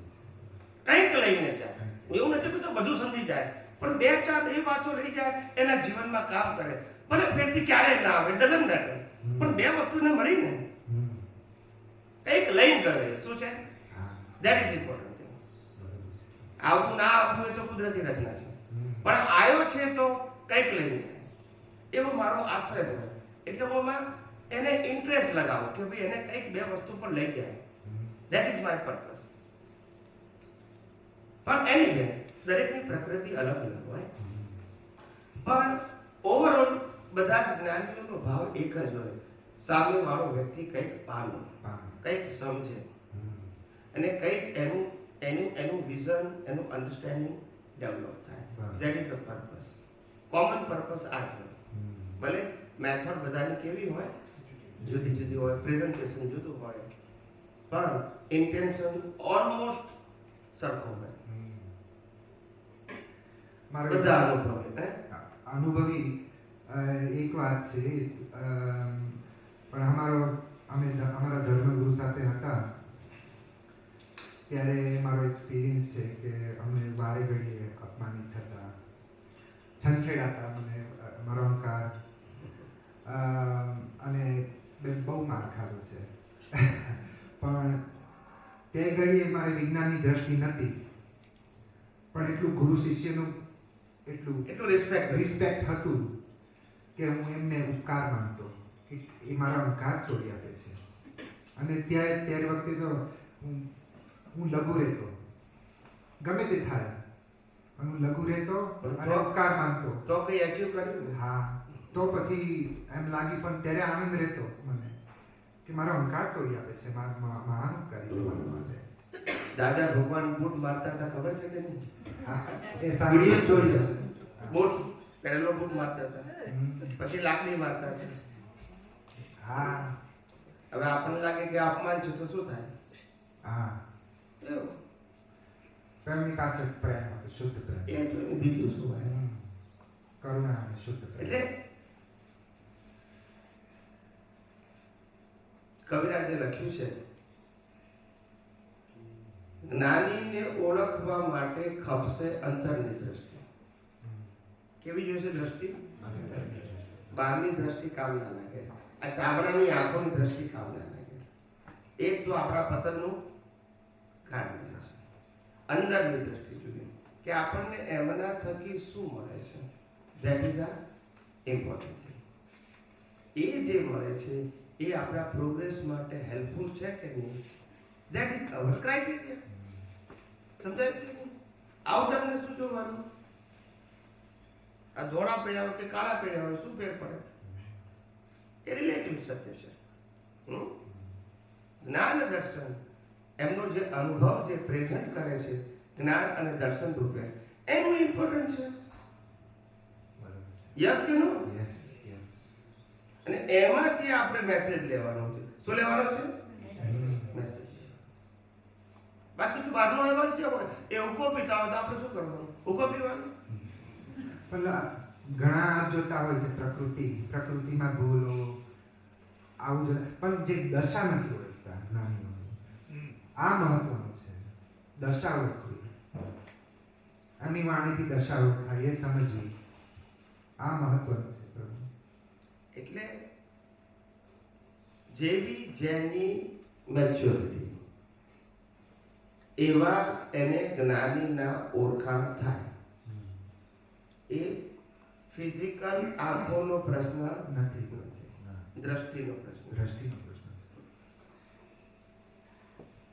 સદભાગ્ય છે કે તમને લોકોને આવતાની સાથે બેઠા બેઠા ઓલ ફેસિલિટી સાથે જ્ઞાન મળે છે,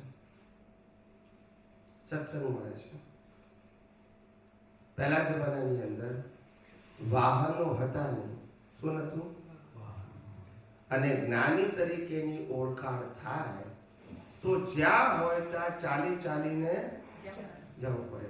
15 દિવસ થાય, મહિનો થાય, ડિપેન્ડ ઓન ડિસ્ટન્સ. ત્યાં ગયા પછી જ્ઞાની પાસે જાય એટલે પહેલું પૂછે શેના માટે આવ્યો છું?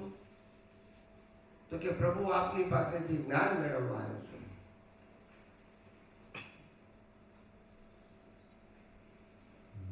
તમે જે આજ્ઞા કરશો એ બધું કરીશ, પણ મારે જ્ઞાન પ્રાપ્ત કરવું છે. તો ગુરુઓ પહેલા કે જ્યાંથી બધાની એન્ટ્રી થાય છે ત્યાં ગેટ કીપર ઉપર ઉભો રહે. શું કીધું? Difficult job. કેવી? સમજાય છે? અહંકાર શૂન્ય કરવા માટેની ઇઝી જોબ. પછી એમાંથી પ્રમોશન આપે તો કે છે હવે આ શાકભાજી ઉગાડજે, ઘાસ કાપી આવજે, આ ગાયો ભેંસોને તું ચણ નાખજે, ચકલાને ચણ નાખજે, આ પાણી ભરવાનો વાળો છે એમાં પાણી ભરજે, કૂવામાંથી ઉલેચીને, એ કામ સોંપે. એમાંથી પ્રમોશન આપે એટલે પછી થાળી વાળતા ધોડાવાળા બધા મહેમાનોના. એનાથી પ્રમોશન આપે તો પછી કિચનમાં કામ મળે. કિચનમાંથી પ્રમોશન મળે તો એમનો જે સત્સંગ હોલ હોય એમાં કામ મળે. એમાંથી પ્રમોશન મળે તો ગુરુની સેવા કરવાનું. છેલ્લે પછી એને જ્ઞાન મળે. આ બધી પ્રોસેસમાં એનો અહંકાર શું થઈ જાય? સમજાય છે? સમજાય છે. હવે આપણે અડધે આવીએ પછી કહીએ બાપુ 6 મહિના થયા હજુ કોઈ જ્ઞાન તો આપતા નથી. તો કે આ પ્રક્રિયા જ છે, બોલતા નથી. હવે આપણે તો પેલું શબ્દ જ્ઞાન હોતો આપતા. અલા અહંકાર વગર હું જ્ઞાન આપીશ એ અજ્ઞાન થઈ જશે. બીકોઝ ઓફ યોર અજ્ઞાન અહંકાર is connected with your body. હું જે આપીશ એ પોઈઝન થઈ જશે. મારે તારો અહંકાર શૂન્ય કરી અને શુદ્ધાત્મા તરફ આવવું છે. સમજાય છે? પણ અત્યારે અહંકાર કેવો છે? માયા. સમજાય છે? પાવરફુલ થયો છે. અને પાવરફુલ થાય પછી આ પ્રોસેસ હતી પહેલા. અમે નાના હતા ત્યારે આ થોડા પ્રોસેસમાં આવ્યા હતા. જૈન સાધુઓ પાસે સેવા કરતા હતા, પગ દબાવતા હતા, એમના વાસણો સાફ કરીએ, એમના કપડાં સાફ કરીએ, સૂકવી નાખીએ, એમનો રૂમ સાફ કરીએ. ખ્યાલ આવી ગયો? ત્યાર પછી મા બાપની સેવા કરી, ત્યાર પછી દાદા ભગવાનની સેવા કરી, નવડાયા, ધોવડાયા, માલિશ કરી. કે અમે કપડાને ઇસ્ત્રી કરી, કપડાં ધોયા હોય, આ બધું જ કામ કરતા હતા. અમે નહીં, બધાએ આ કર્યું. ઓર બધાએ બધી સેવા કરી છે ને વિથ હેપીનેસ. સેવા માટે પડાપડી હોય. શું છે? મોજા પહેરીએ તો ડાબું મોજું એક પાસે અને જમવું એક પાસે. પછી દાદા કે મોજા લાવો એટલે એક આવે ને એક બીજે ગયો કે દાદા પેલા પાસે મોજું છે, હમણાં આવશે. દાદા બેસી રહે પછી. આવું બહુ વખત બન્યું. એક એક મોજા અલગ અલગ લે એટલે સેવાનો ભાવ, ઇન્ટેન્શન સેવાનો હતું. આવું હતું બહુ. એટલે ટૂંકમાં મારો કહેવાનો મતલબ છે આપણે બધા અનાદિકાળથી શબ્દના જ્ઞાનને જ્ઞાન માણવા ટેવાઈ ગયા છે. એ કોમર્શિયલ વર્ડ છે, એ સ્પિરિચ્યુઅલ વર્ડ નથી. શબ્દ ઓનલી ધ માધ્યમ છે, ઇન્સ્ટ્રુમેન્ટ છે. નોટ ઇઝ ઇક્વલ ટુ જ્ઞાન. એ સમજતા કેટલા અવતારો થાય. શબ્દ મીડિયા છે, શબ્દ જ્ઞાન નથી. જ્ઞાન અનુભૂતિ છે ને મીડિયાથી તમને મેસેજ મળે, અન્ડરસ્ટેન્ડિંગ મળે. પણ without interest, without values and without application experience નહીં થાય. એને શ્રીમદ રાજચંદ્રજીએ શુષ્ક જ્ઞાન કહ્યું. કયું જ્ઞાન? શુષ્ક એટલે માત્ર શબ્દો. ખ્યાલ આવે ને? કોઈ ફિલિંગ, કોઈ એક્સપિરિયન્સ. અમે તો આટલા વર્ષોમાં હજારો સાધુ સંતોને મળ્યા છે, એક બે નહીં, મોટા મોટા નામાંકિત. અને એવું અમે જીવનમાં રોલ લઈને આવ્યા છે. અમારો સબ્જેક્ટ જ એ છે. તો પછી ફ્રોમ ચાઇલ્ડહુડ, સમજાય છે? એટલે આ બધામાંથી પાસ થયેલા છે. ખ્યાલ આવે? બધા અપ્સ એન્ડ ડાઉન્સ લાઈફમાં આવે, દેશમાં આવે, વિદેશમાં આવે. પણ આપણને ખબર પડે છે આ સંજોગો જઈ રહ્યા છે, આવી રહ્યા, અને એ સંજોગો જઈ રહ્યા છે. એ મેસેજ આપે છે, I am not powerful, you are powerful because you are permanent, I am not permanent. બોલતા નથી. હા કે ના?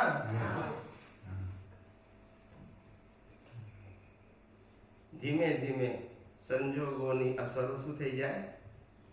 બંધ થઈ જાય. After maturity, slowly and soundly, effect of circumstances on your જ્ઞાન and દર્શન એ ધીમે ધીમે ઘટતી જાય. અને એમ તમારું જ્ઞાન દર્શન મેચ્યોર એન્ડ પાવરફુલ થાય. એ પાવરફુલ જ્ઞાન દર્શન સંજોગોમાં એપ્લિકેશન કરવા માટે easy થઈ જાય. Because of your power, not because of your words or knowledge. Now your Gyan Darshan is mature, is not words, it's not knowledge, but it's some level of your experience. That is the power. Experience is power. Knowledge and word is primary.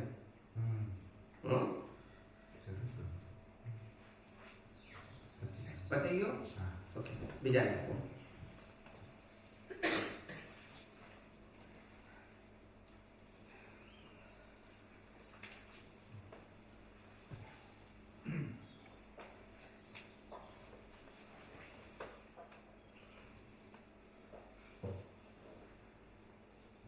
કોને પ્રશ્ન છે? કોઈ હાથ નથી. હે? કોઈ હાથ નથી. હે? જવાબ મળી ગયો?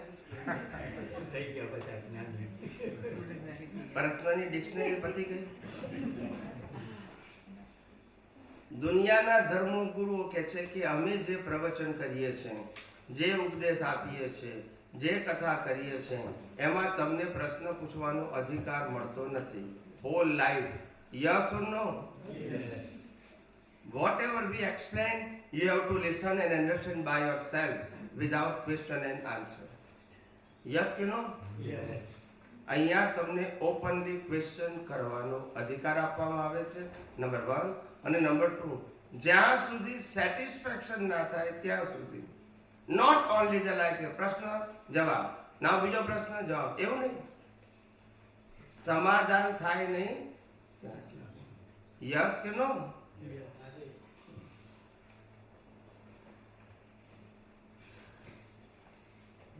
જેને પૂછવાનું પૂછો.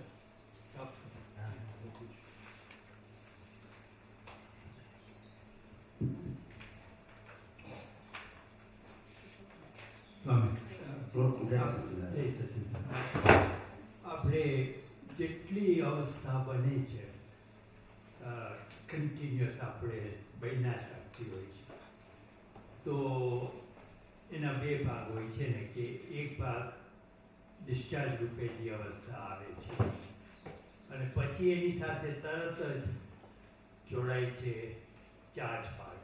દાખલા તરીકે આપણને કોઈ વસ્તુ ભેગી થવું એ આપણો ઉદય ડિસ્ચાર્જ છે.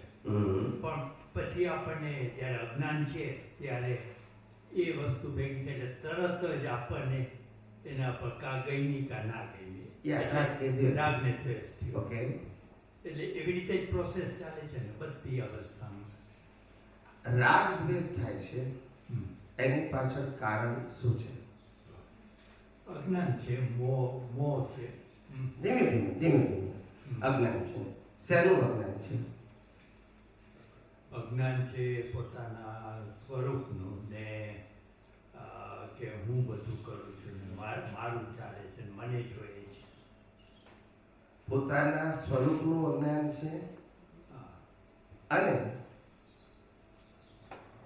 આ કર્તાપણું, માલિકીપણું અને ભોગતાપણાનું અજ્ઞાન છે. એના આધારે કર્મ ઉકલે છે અને નવા કર્મ બંધાય છે. એટલે અજ્ઞાનનો ભેદ મિથ્યા જ્ઞાન, મિથ્યા દર્શન છે. કરેક્ટ? અને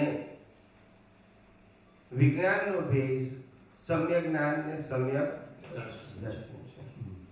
મિથ્યા જ્ઞાન, મિથ્યા દર્શન અજ્ઞાન મજબૂત કરે અને વધારે. સમ્યક જ્ઞાન ને સમ્યક દર્શન અજ્ઞાન નાશ કરે અને અંતમાં શું કરી નાખે? ઝીરો. સેન્ટર પોઈન્ટ પકડાયો તમને? બંનેમાં દ્રષ્ટિનું જ મહત્વ છે. અજ્ઞાનીના પણ મિથ્યા જ્ઞાન, મિથ્યા દર્શનથી કર્મ બંધાય છે અને જ્ઞાની પણ સમ્યક જ્ઞાન, સમ્યક દર્શનથી મુક્ત રહી શકે છે. બરાબર. યસ કે નો? બંનેમાં પ્રશ્ન દ્રષ્ટિનો છે, ક્રિયાનો નથી.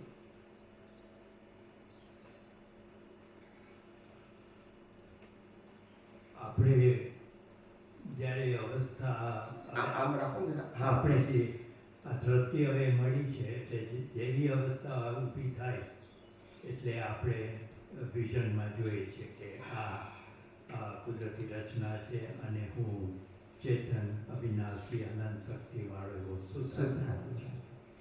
એટલે એ આપણે પ્રોસેસ શરૂ કરી દઈએ છીએ. એટલે હવે એ એટલે ડિસ્ચાર્જ ભાગથી સ્ટાર્ટ થઈ જાય છે આપણે. બરાબર. પછી જ્યારે ઓલો ચાર્જ ભાગ આવે છે, આ દ્રષ્ટિ તો ચાલુ જ છે પણ પાછું એમાં પણ હજી ઓલો રાગ ને દ્વેષ થાય એને પછી ડિસ્ચાર્જ જ કહેવાય ને. ડિસ્ચાર્જ રાગ ડિસ્ચાર્જ છે ને. હા, એ ભાગ પણ ડિસ્ચાર્જ થઈ જાય. બરાબર. મન, વચન, કાયા, બુદ્ધિ, ચિત્ત અને અહંકાર, આ 6 વસ્તુ ડિસ્ચાર્જ છે. હા.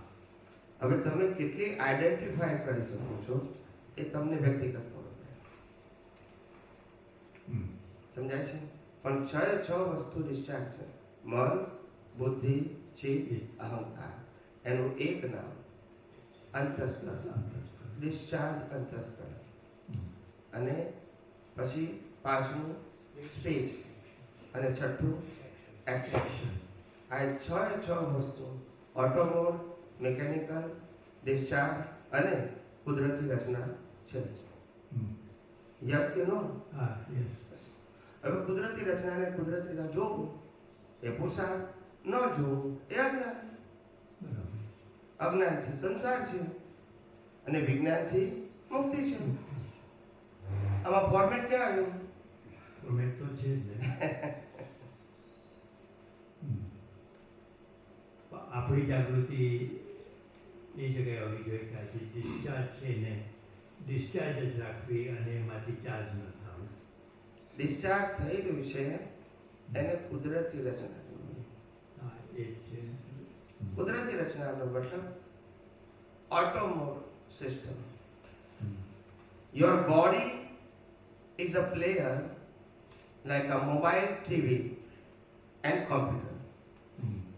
And all the player is behaved through the program. Am I right? Yeah. Same thing, our body, it means mind, speech and action, is a player given by the nature. બધાના player સરખા. Player difference ના હોય, programme difference હોય. Program. Yes કે નો? Yes, yes. આપણે બધા તો પ્લેયરનો વાક કાઢીએ છીએ, પ્લેયર માટે રાગદ્વેષ કરીએ છીએ. પ્લેયર પાસે ફ્રીડમ હોઈ શકે ખરી? ના. બોલતા નથી. ના હોઈ શકે? ના હોય. તો આપણે ભૂલ કોને કાઢીએ છીએ? Player. ના પણ હોઈ શકે? ના. પ્લેયર પોતાની મરજીથી કશું પણ કરી શકે એને પ્લેયર કહેવાય? ના. પણ આ શરીર પ્લેયર છે એ સમજવા માટે હજાર અવતાર જોઈએ. ખ્યાલ આવ્યો? કારણ કે આ લેવલ જ જુદું છે ને. આ રીતે વિચાર્યું જ નથી ને કોઈ દિવસ. હું કરું તે કરે તેઓ કરે. આ માયા જાળમાંથી બહાર નીકળતા પછી કઈ રીતે સમજાશે પ્લેયર? પછી પ્લેયર ઇનોસન્ટ છે કેવી રીતે સમજાશે? સમજાયું કે નહીં? હા હા. પ્લેયર ક્યારે દોષિત હોઈ શકે? અને પ્રોગ્રામ પ્રમાણે પ્લેયર કામ કરે છે એ પ્રોગ્રામ પાછો પ્રીવિયસ બર્થનો. બોલતા નથી. હા કે ના? આજે તમે ક્યાં રિસ્પોન્સિબલ છો એ મને બતાવો. ગયા અવતારના પ્રોગ્રામમાં આજે જવાબદાર છો એટલે પ્લેયર કરે છે એમાં જવાબદાર છો? કઈ જગ્યાએ જવાબદાર છો આજે તમે એ મને બતાવો. પ્લેયરમાં નથી જવાબદાર. અને પ્રોગ્રામમાં? પ્રોગ્રામમાં એ આજના પ્રોગ્રામમાં જે લઈને આવ્યા છે એમાં અત્યારે જવાબદાર તો છે. હું એ કહું છું ને કે લઈને આવેલા પ્રોગ્રામમાં અને આજના પ્લેયરમાં આપણે રિસ્પોન્સિબલ ક્યાં છીએ? નથી. કેમાં આપણી પાસે ફ્રીડમ છે? નથી. માટે કુદરતી રચના જોવો તો ઉકેલ આવશે. બરાબર. મેં કર્યું તે કર્યું તેઓ કર્યું તો ઉકેલ એ તો દ્રષ્ટિ અનાદિકાળથી છે જ. એ લાવવાની જરૂર નથી. આ દ્રષ્ટિને ઝીરો કરવાની છે વિથ ધ હેલ્પ ઓફ કુદરતી. સમજાયું? there is no any other permanent solution. no other. સમજાય છે? આના સિવાય બીજું કોઈ પરમેનન્ટ સોલ્યુશન નથી. ટેમ્પરરી અને હોઈ શકે. સમજાય છે? એવી એકેય અવસ્થા હશે કે જેનો બીજો ભાગ ના હોય, એટલે કે અવસ્થા જ રૂપે ડિસ્ચાર્જ રૂપે કે બધામાં ઓલું નેક્સ્ટ પાર્ટ તો હોય કે ના, તમારો પ્રશ્ન તો મને કેચ અપ ના થયો. Give me a small example. કીધું ને કે જેટલી અવસ્થા હોય એના બે જ ભાગ હોય, એટલે કે અજ્ઞાનતામાં તો આ હોય જ કે એક બની ગયું છે ને એમાં પછી આપણે ઉમેર્યું કે ગયમું ના ગયમું. ઓકે કોઝ ઇફેક્ટ ની વાત. આ કોઝ Okay. અને પણ એવો કોઈ અવસ્થા હોય છે કે જેમાં બની જ ગયું છે પણ એનો પછી બીજું આપણને નથી થતું, રાગ દ્વેષ એવું કે થાય જ? અજ્ઞાની માટે પોસિબલ નથી. પોસિબલ. જ્ઞાની વિજ્ઞાની માટે સમ એક્સટેન્ટ પોસિબલ છે. પોસિબલ. અજ્ઞાની માટે બિલકુલ પોસિબલ નથી. હું શરીર છું મન વચન કાયા મારા છે, મન વચન કાયાને હું ચલાવું છું, મન વચન કાયા સાથે સંકળાયેલા સત્તા સંપત્તિ સંબંધ સાધન મારા છે, સુખ દુઃખ હું ભોગવું છું, સુખ દુઃખ સામેવાળો આપે છે, આવી જેની દ્રષ્ટિ હોય એ સતત કર્મ બાંધી રહ્યો છે, પછી પુણ્ય હોય કે પાપ, એની પાસે બીજો કોઈ ઓપ્શન નથી. એના માટે કર્મ ભોગવવા તો કમ્પલસરી છે, બાંધવાય કમ્પલસરી છે. અને બાંધે છે ત્યારે પણ એને ખબર પડતી નથી. સમજાય છે? પણ જ્યારે જન્મ થાય પછી સમજણ આવે, પછી ખબર પડે કે કૈકેયીએ મને વનવાસ મોકલ્યો, એ કૈકેયીનું કર્મ નહોતું, મારા કર્મનું ફળ એના નિમિત્ત રૂપે મળ્યું. એ રામને સમજાય, પણ તમે તો કૈકેયીની જ ભૂલ કાઢો, બુદ્ધિશાળી માણસો સાચી વાત. બોલતા નથી. એ બુદ્ધિશાળી કહેવાય, પેલા જ્ઞાની. આ બેવા ફેર નહીં? યસ કે નો? Yes. બુદ્ધિશાળી માણસ કોની ભૂલ કાઢે? નિમિત્ત. કૈકેયીની. નિમિત્ત. અને જ્ઞાની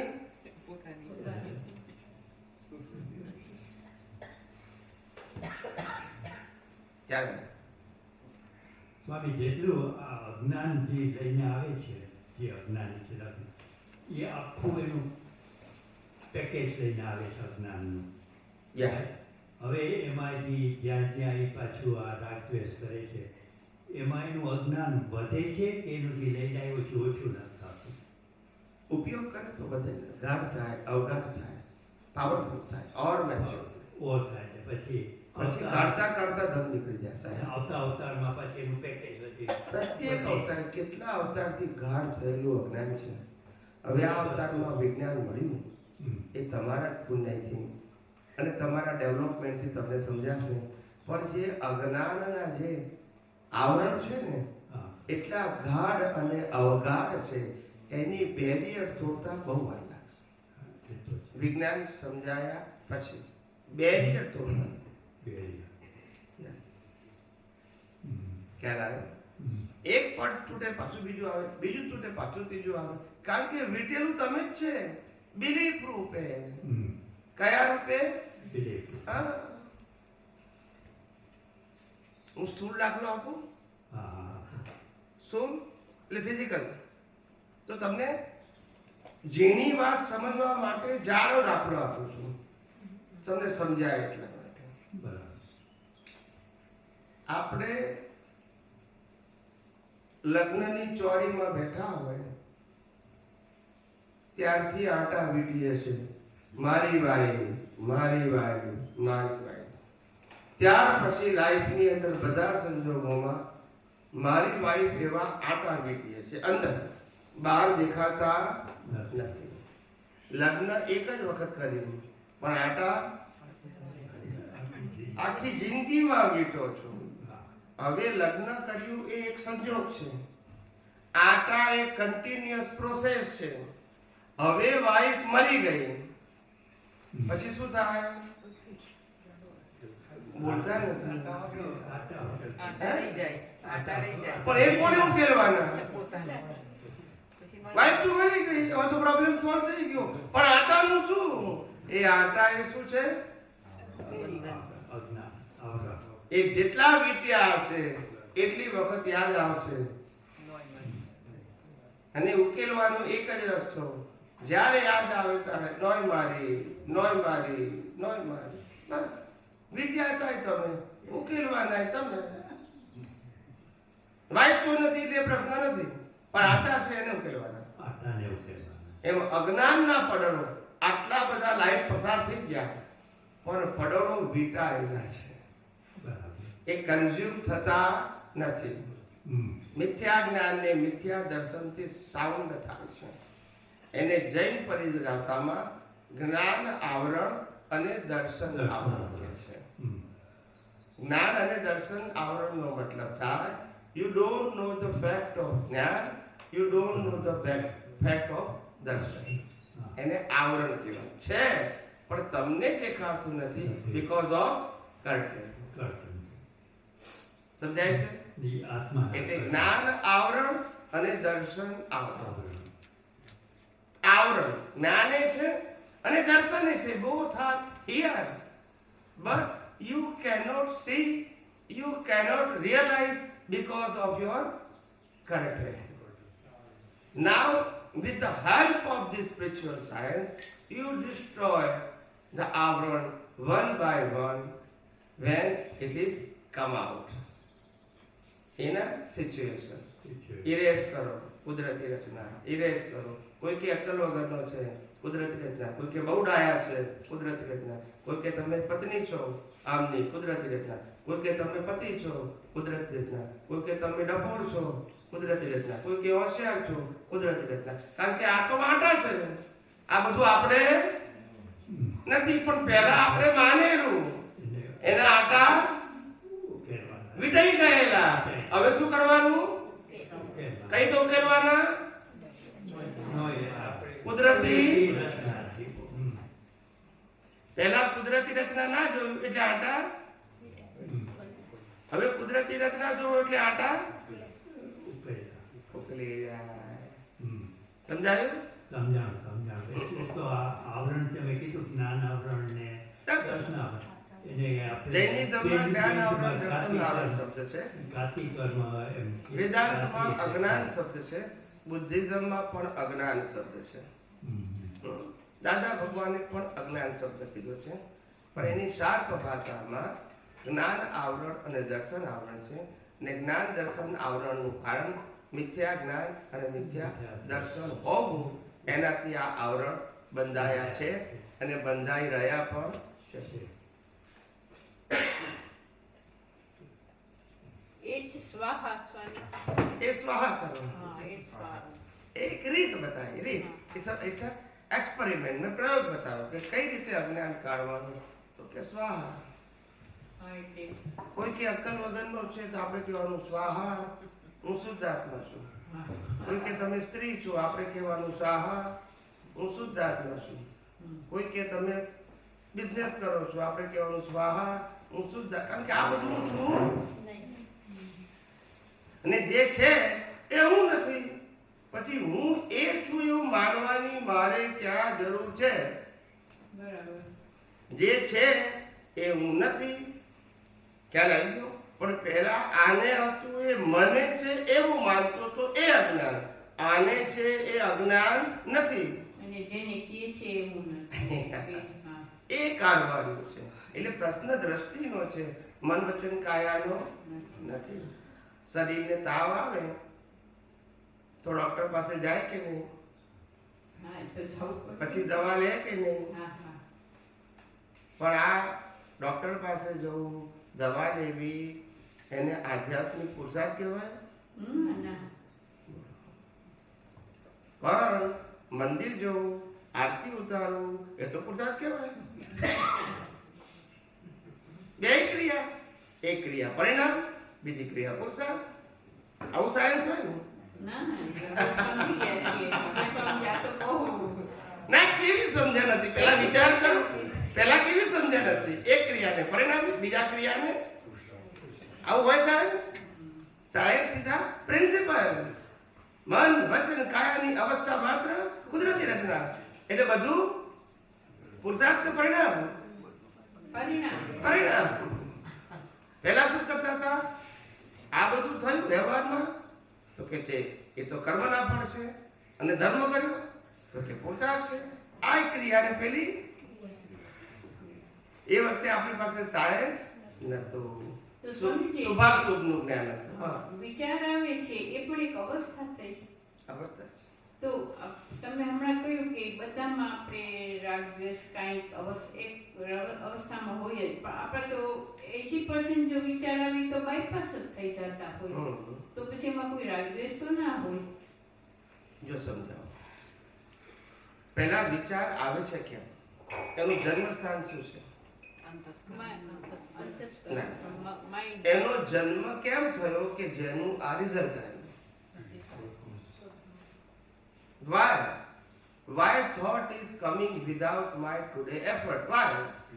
તો previous, આપણ પ્રીવિયસ બર્થમાં એ કેમ બંધાયું એ પૂછવા માંગુ છું. એનું જન્મ સ્થળ, આનું રિઝલ્ટ નથી પૂછતો. ઇન્ટરેસ્ટ છે ના, belief, બિલીફ. શું છે? belief. કઈ પણ કરો તમે બિલીફ આપો, આવું હોવું જોઈએ, આવું ના હોવું જોઈએ. ભાઈ બહાર બોલો કે પણ બિલીફ અભિપ્રાય અંદર, બહારથી બોલો એને કહેવાય, અંદર બોલો એને કહેવાય. જ્યાં સુધી તમારો સપોર્ટ છે ત્યાં સુધી એ બિલીફ લાઈવ કહેવાય. ડિસ્ચાર્જ હોય તો પણ, અને એ પછી કેરી ફોરવર્ડ થાય, વિચાર carry forward. યસ. હા. કેટલાક કર્મ માત્ર થોટ રૂપે હોય, કેટલાક કર્મ થોટ અને સ્પીચ રૂપે હોય, અને કેટલાક કર્મો થોટ, સ્પીચ અને એક્શન રૂપે હોય. ત્રણેય પ્રકારના કર્મો સાથે હોય એવા ઓછા હોય, એનાથી ઓછા સ્પીચ વાળા હોય અને એનાથી ઓછા થોટ વાળા હોય. એટલે 100 થોટમાંથી 95% થોટ ખાલી ડિસ્ચાર્જ હોય, 5% થોટ સ્પીચમાં કન્વર્ટ થાય. હા. એ 5%માંથી 2% એક્શનમાં કન્વર્ટ થાય. માટે જ્ઞાનીઓ કહે છે કે મનમાંથી જે વિચારો આવે છે એ તમને હલાવે છે, એ તમારી પ્રત્યક્ષ નબળાઈ છે. એટલે બધામાં એ નબળાઈ જે હલાવે એ વિચાર અસર કરે નબળાઈ. ના, પણ જ્યારે આવે ત્યારે અસર કરે, પછી એમાંથી આપણે તન્મયાકાર થાય તો જ કર્મ બંધાય ને. તન્મયાકાર થાય તો જ અસર કહેવાય. આવી જાય એને પરિણામ કહેવાય. હું પરિણામની વાત કરતો નથી.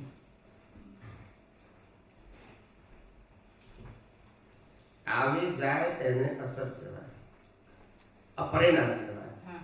એ વિચારો આવી જાય છે એની અસર તમને થાય તો પછી એ પુરુષાર્થ કહેવાય. જે કન્વર્ટ ઇન અ બિલીફ. એટલે belief અને પાછું નવું કર્મ જે belief એ બિલીફ એક કર્મ, હા. વિચાર રૂપી કર્મ એને બિલીફ એટલે કહેવાય. ભળીએ છે વાણી રૂપે કર્મ એને પણ બિલીફ કહેવાય, એને સ્પીચ કહેવાય. અને એક્શન રૂપે કર્મ એને ફિઝિકલ કર્મ કહેવાય. તો એને કર્મ તો કરા જ ને. હા, બધા કર્મ ખરા, discharge. પણ આપણે જ્યારે એમાં ભળીએ છીએ, when you get engrossed અને રાગ દ્વેષ થાય છે એટલે આપણા કર્મ બંધાય છે પાછા ફોર નેક્સ્ટ લાઈફ.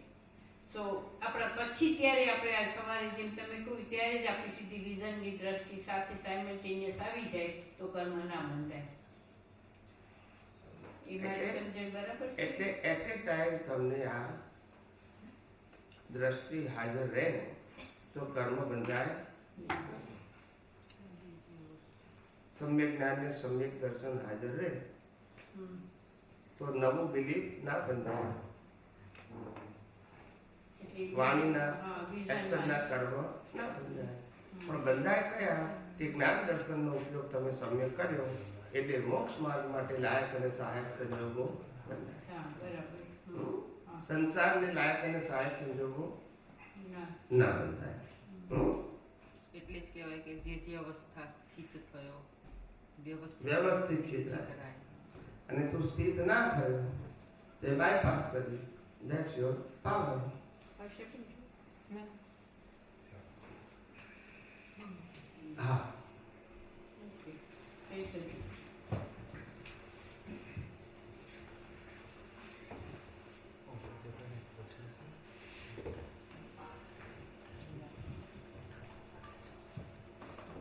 હા, જય શ્રી કૃષ્ણ.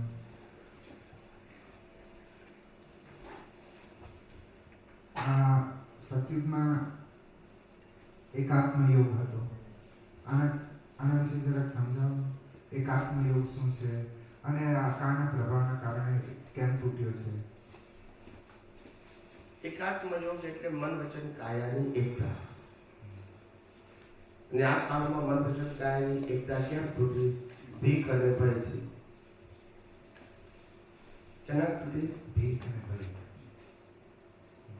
સતયુગ એટલે મારી પાસે શું છે એ હું જગતને આપી શકું. પછી એને એકતા ક્યાં તોડવાની રહી? અને કળિયુગ એટલે શું? મારી કઈ એબિલિટી છે, પાવર છે, બુદ્ધિ છે, ક્ષમતા છે, બળ છે કે જેને કારણે હું દુનિયામાંથી કશુંક લઈ શકું. એમ નામ કર્યું ના સમજાય. પછી એકતા કેવી કરે પેલામાં આપવું છે, પછી ડિસ્ટર્બ થવાનું ક્યાં પ્રશ્ન છે? મને વિચાર આવે વાણી વર્તનમાં એક જ વસ્તુ છે, આપવું છે જે છે તારી પાસે, પણ આપવું છે. અને એના કારણે જ એ સતયુગમાં સહેજાસે જ મોક્ષે જવા સરળ જીવ હોય એટલે સરળ જીવ કહેવાય. અને ઘણા મારા મિત્રો પૂછતા હોય over the years કે આમને મળો, આ જ્ઞાની છે, આમની વાત સાંભળવા જેવી છે, આમને મળો. અને જ્ઞાની શબ્દ વાપરે ને ત્યારે એમ કન્ફ્યુઝન ઊભું થતું હતું. અત્યારે જ્ઞાની કોને કહેવાય એ જ નથી ખબર, એ ક્લેરિટી ઘણાને એ જ નથી ખબર જ્ઞાની કોને કહેવાય. બધાને જ્ઞાની રિફર કરતા હોય છે, એટલે આનું ક્લેરિટી જરાક ટેલી કરી આપો. જ્ઞાની તો કીધું કે બે પ્રકારના હોય, એક શાસ્ત્ર જ્ઞાની અને બીજા અનુભવી જ્ઞાની. શાસ્ત્ર જ્ઞાની શાસ્ત્ર વાંચે છે, સમજે છે અને બીજાને સમજાવે છે, એનું નામ શાસ્ત્ર જ્ઞાની. એ પોતાનો અનુભવ કહેતા નથી, છે પણ નહીં. અને અનુભવી જ્ઞાની એટલે જે બોલે એનાથી શાસ્ત્ર બને, પણ એ શાસ્ત્રમાંથી બોલતા નથી. આ બે પ્રકાર છે. અનુભવી જ્ઞાનીના ક્વોલિટીઝ શું હોય છે? અનુભવી જ્ઞાનીની ક્વોલિટી સહજ હોય. એ ક્યારે વિચાર કરીને ના બોલે, વાંચીને ના બોલે, મેમરીથી ના બોલે, સહજ બોલે. કેવું બોલે? સહજ બોલે. એને ગમે તે પ્રશ્ન પૂછી શકાય, ગમે એટલી વખત પૂછી શકાય. ક્યારેક આપણને ઘરમાં તો એકનો એક પ્રશ્ન 3 વખત પૂછે, જવાબ ન આપીએ તો ગુસ્સે થઈ જાય, અને અમે તો રોજ 1300 વખત આપીએ છીએ. હા, સાચી વાત છે. હા, સમજાય. ખ્યાલ આવે? હા, એવું છે. અને દાદાએ કહ્યું હતું કે આ પ્રશ્ન પહેલા એ પૂછ્યો હતો, આ કાળમાં એટ એ ટાઈમ બે જ્ઞાની ના પાકી શકે. એટ એ ટાઈમ દાદાએ કહ્યું હતું, આનું કારણ શું છે? સમજાવવા ના પાકે, પણ એ તો કોમન સેન્સ. બે તીર્થંકર કેમ ના પાકે? બે વાસુદેવ કેમ ના પાકે? બે પ્રતુલ વાસુદેવ કેમ ના પાકે? બે ચક્રવર્તી કેમ ના પાકે? અનુભવી જ્ઞાની પણ ના પાકે. અને અનુભવી જ્ઞાની હોય તો એ વ્યક્ત ના થાય, કારણ કે આજના કોન્સેપ્ટ એક જ છે.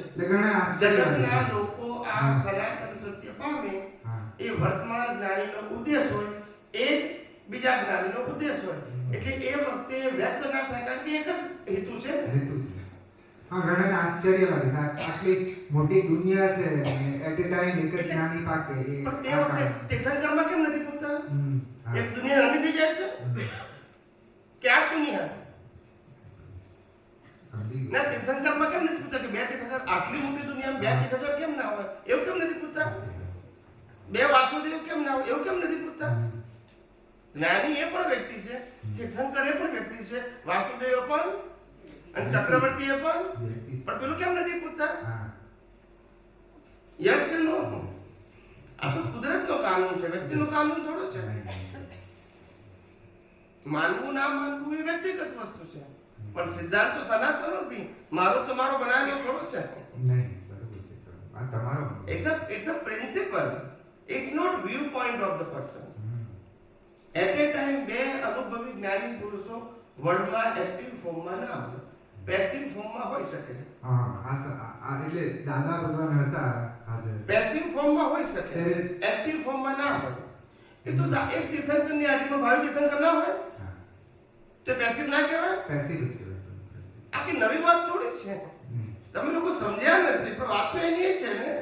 હું તો ખાલી તમને એક્સપ્લેન કરું છું. આખી નવી વાત તમે ખાલી આ દ્રષ્ટિકોણથી કોઈ સાંભળેલું ને વિચારેલું નથી. સમજાય છે? બધું જ આ રીતે હોય. તીર્થંકરની હાજરીમાં ભાવિ તીર્થંકર હોય ને જ્ઞાનીની હાજરીમાં ભાવિ જ્ઞાની હોય. ખ્યાલ આવી? એટ એ ટાઈમ બે પ્રેઝન્ટ હતા. દાદાની હાજરી હતી ત્યારે તમે તો તમારી અંદરનું ત્યારે પૂરેપૂરું ખુલ્યું નતું, ત્યારે સંજોગ જ ના હોય. સંજોગ નતા. પહેલા જ આપણે વાત કરી બોલવું એ કુદરતી રચના છે. It is not a choice of person. Yes કે નો? હા યસ. That's it. એમાં પહેલા અને પછી એ લૌકિક ભાષા છે. It's okay. પણ તમને તો ખબર હતી ને અંદર. પડે ને પડે. ના કે અનુભવ જ્ઞાન ને બધું ખબર પડે. બોલે નહીં. બોલવાનો વિષય નથી. સમય આવે ત્યારે બોલે. શું કરે? સમય આવે ત્યારે. સિંહની જેમ તાડકે ના હું જાય. હા સમજાય. બધા શિયાળિયા હોય જ્યાં સુધી ત્રાડકે નહીં, ત્રાડકે પછી શું થઈ જાય? આગા પાછા થઈ જાય. શું થઈ જાય? પોતાને બચાવવા માટે પ્રયત્ન કરે. પછી શું કરે? બચાવવા પ્રયત્ન કરે ને. ત્રાડ નાખે પછી શું કરે?